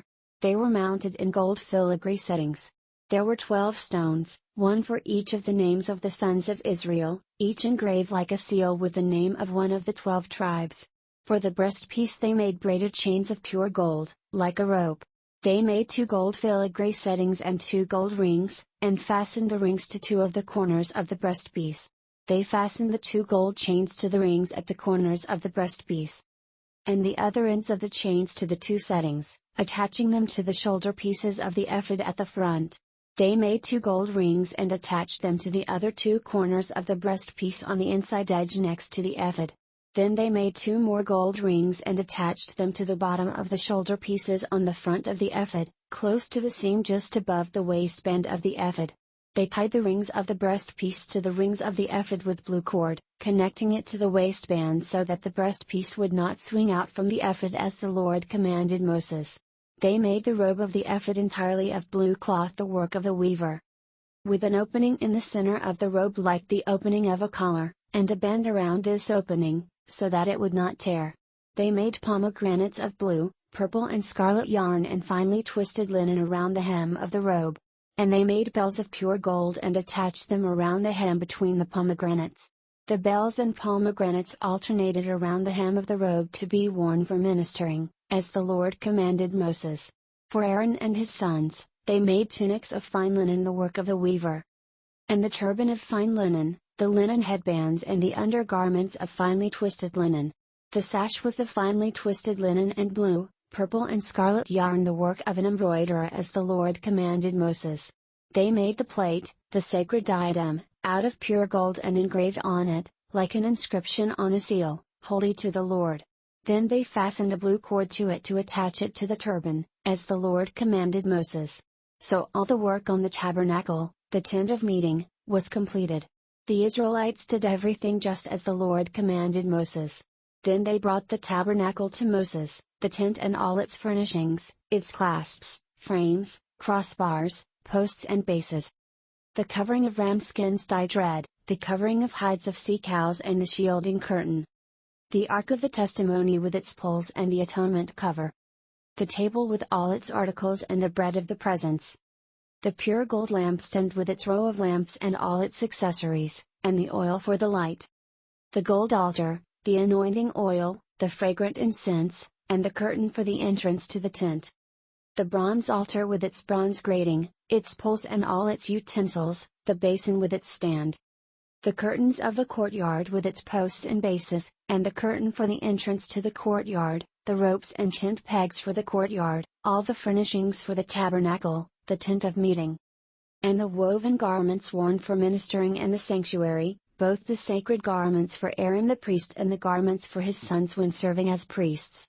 The Israelites had done all the work just as the Lord had commanded Moses. Moses inspected the work and saw that they had done it just as the Lord had commanded. So Moses blessed them.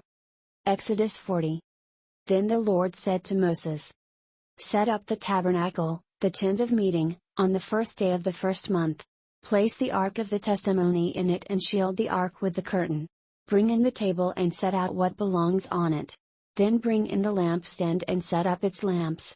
Place the gold altar of incense in front of the ark of the testimony and put the curtain at the entrance to the tabernacle. Place the altar of burnt offering in front of the entrance to the tabernacle, the tent of meeting. Place the basin between the tent of meeting and the altar and put water in it. Set up the courtyard around it and put the curtain at the entrance to the courtyard. Take the anointing oil and anoint the tabernacle and everything in it, consecrate it and all its furnishings, and it will be holy. Then anoint the altar of burnt offering and all its utensils, consecrate the altar, and it will be most holy. Anoint the basin and its stand and consecrate them. Bring Aaron and his sons to the entrance to the tent of meeting and wash them with water. Then dress Aaron in the sacred garments, anoint him and consecrate him so he may serve me as priest. Bring his sons and dress them in tunics. Anoint them just as you anointed their father, so they may serve me as priests. Their anointing will be to a priesthood that will continue for all generations to come." Moses did everything just as the Lord commanded him. So the tabernacle was set up on the first day of the first month in the second year. When Moses set up the tabernacle, he put the bases in place, erected the frames, inserted the crossbars and set up the posts.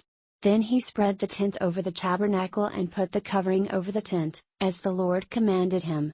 He took the testimony and placed it in the ark, attached the poles to the ark and put the atonement cover over it. Then he brought the ark into the tabernacle and hung the shielding curtain and shielded the ark of the testimony, as the Lord commanded him. Moses placed the table in the tent of meeting on the north side of the tabernacle outside the curtain, and set out the bread on it before the Lord, as the Lord commanded him. He placed a lampstand in the tent of meeting opposite the table on the south side of the tabernacle, and set up the lamps before the Lord, as the Lord commanded him. Moses placed the gold altar in the tent of meeting in front of the curtain, and burned fragrant incense on it, as the Lord commanded him. Then he put up the curtain at the entrance to the tabernacle. He set the altar of burnt offering near the entrance to the tabernacle, the tent of meeting, and offered on it burnt offerings and grain offerings, as the Lord commanded him. He placed the basin between the tent of meeting and the altar and put water in it for washing. And Moses and Aaron and his sons used it to wash their hands and feet.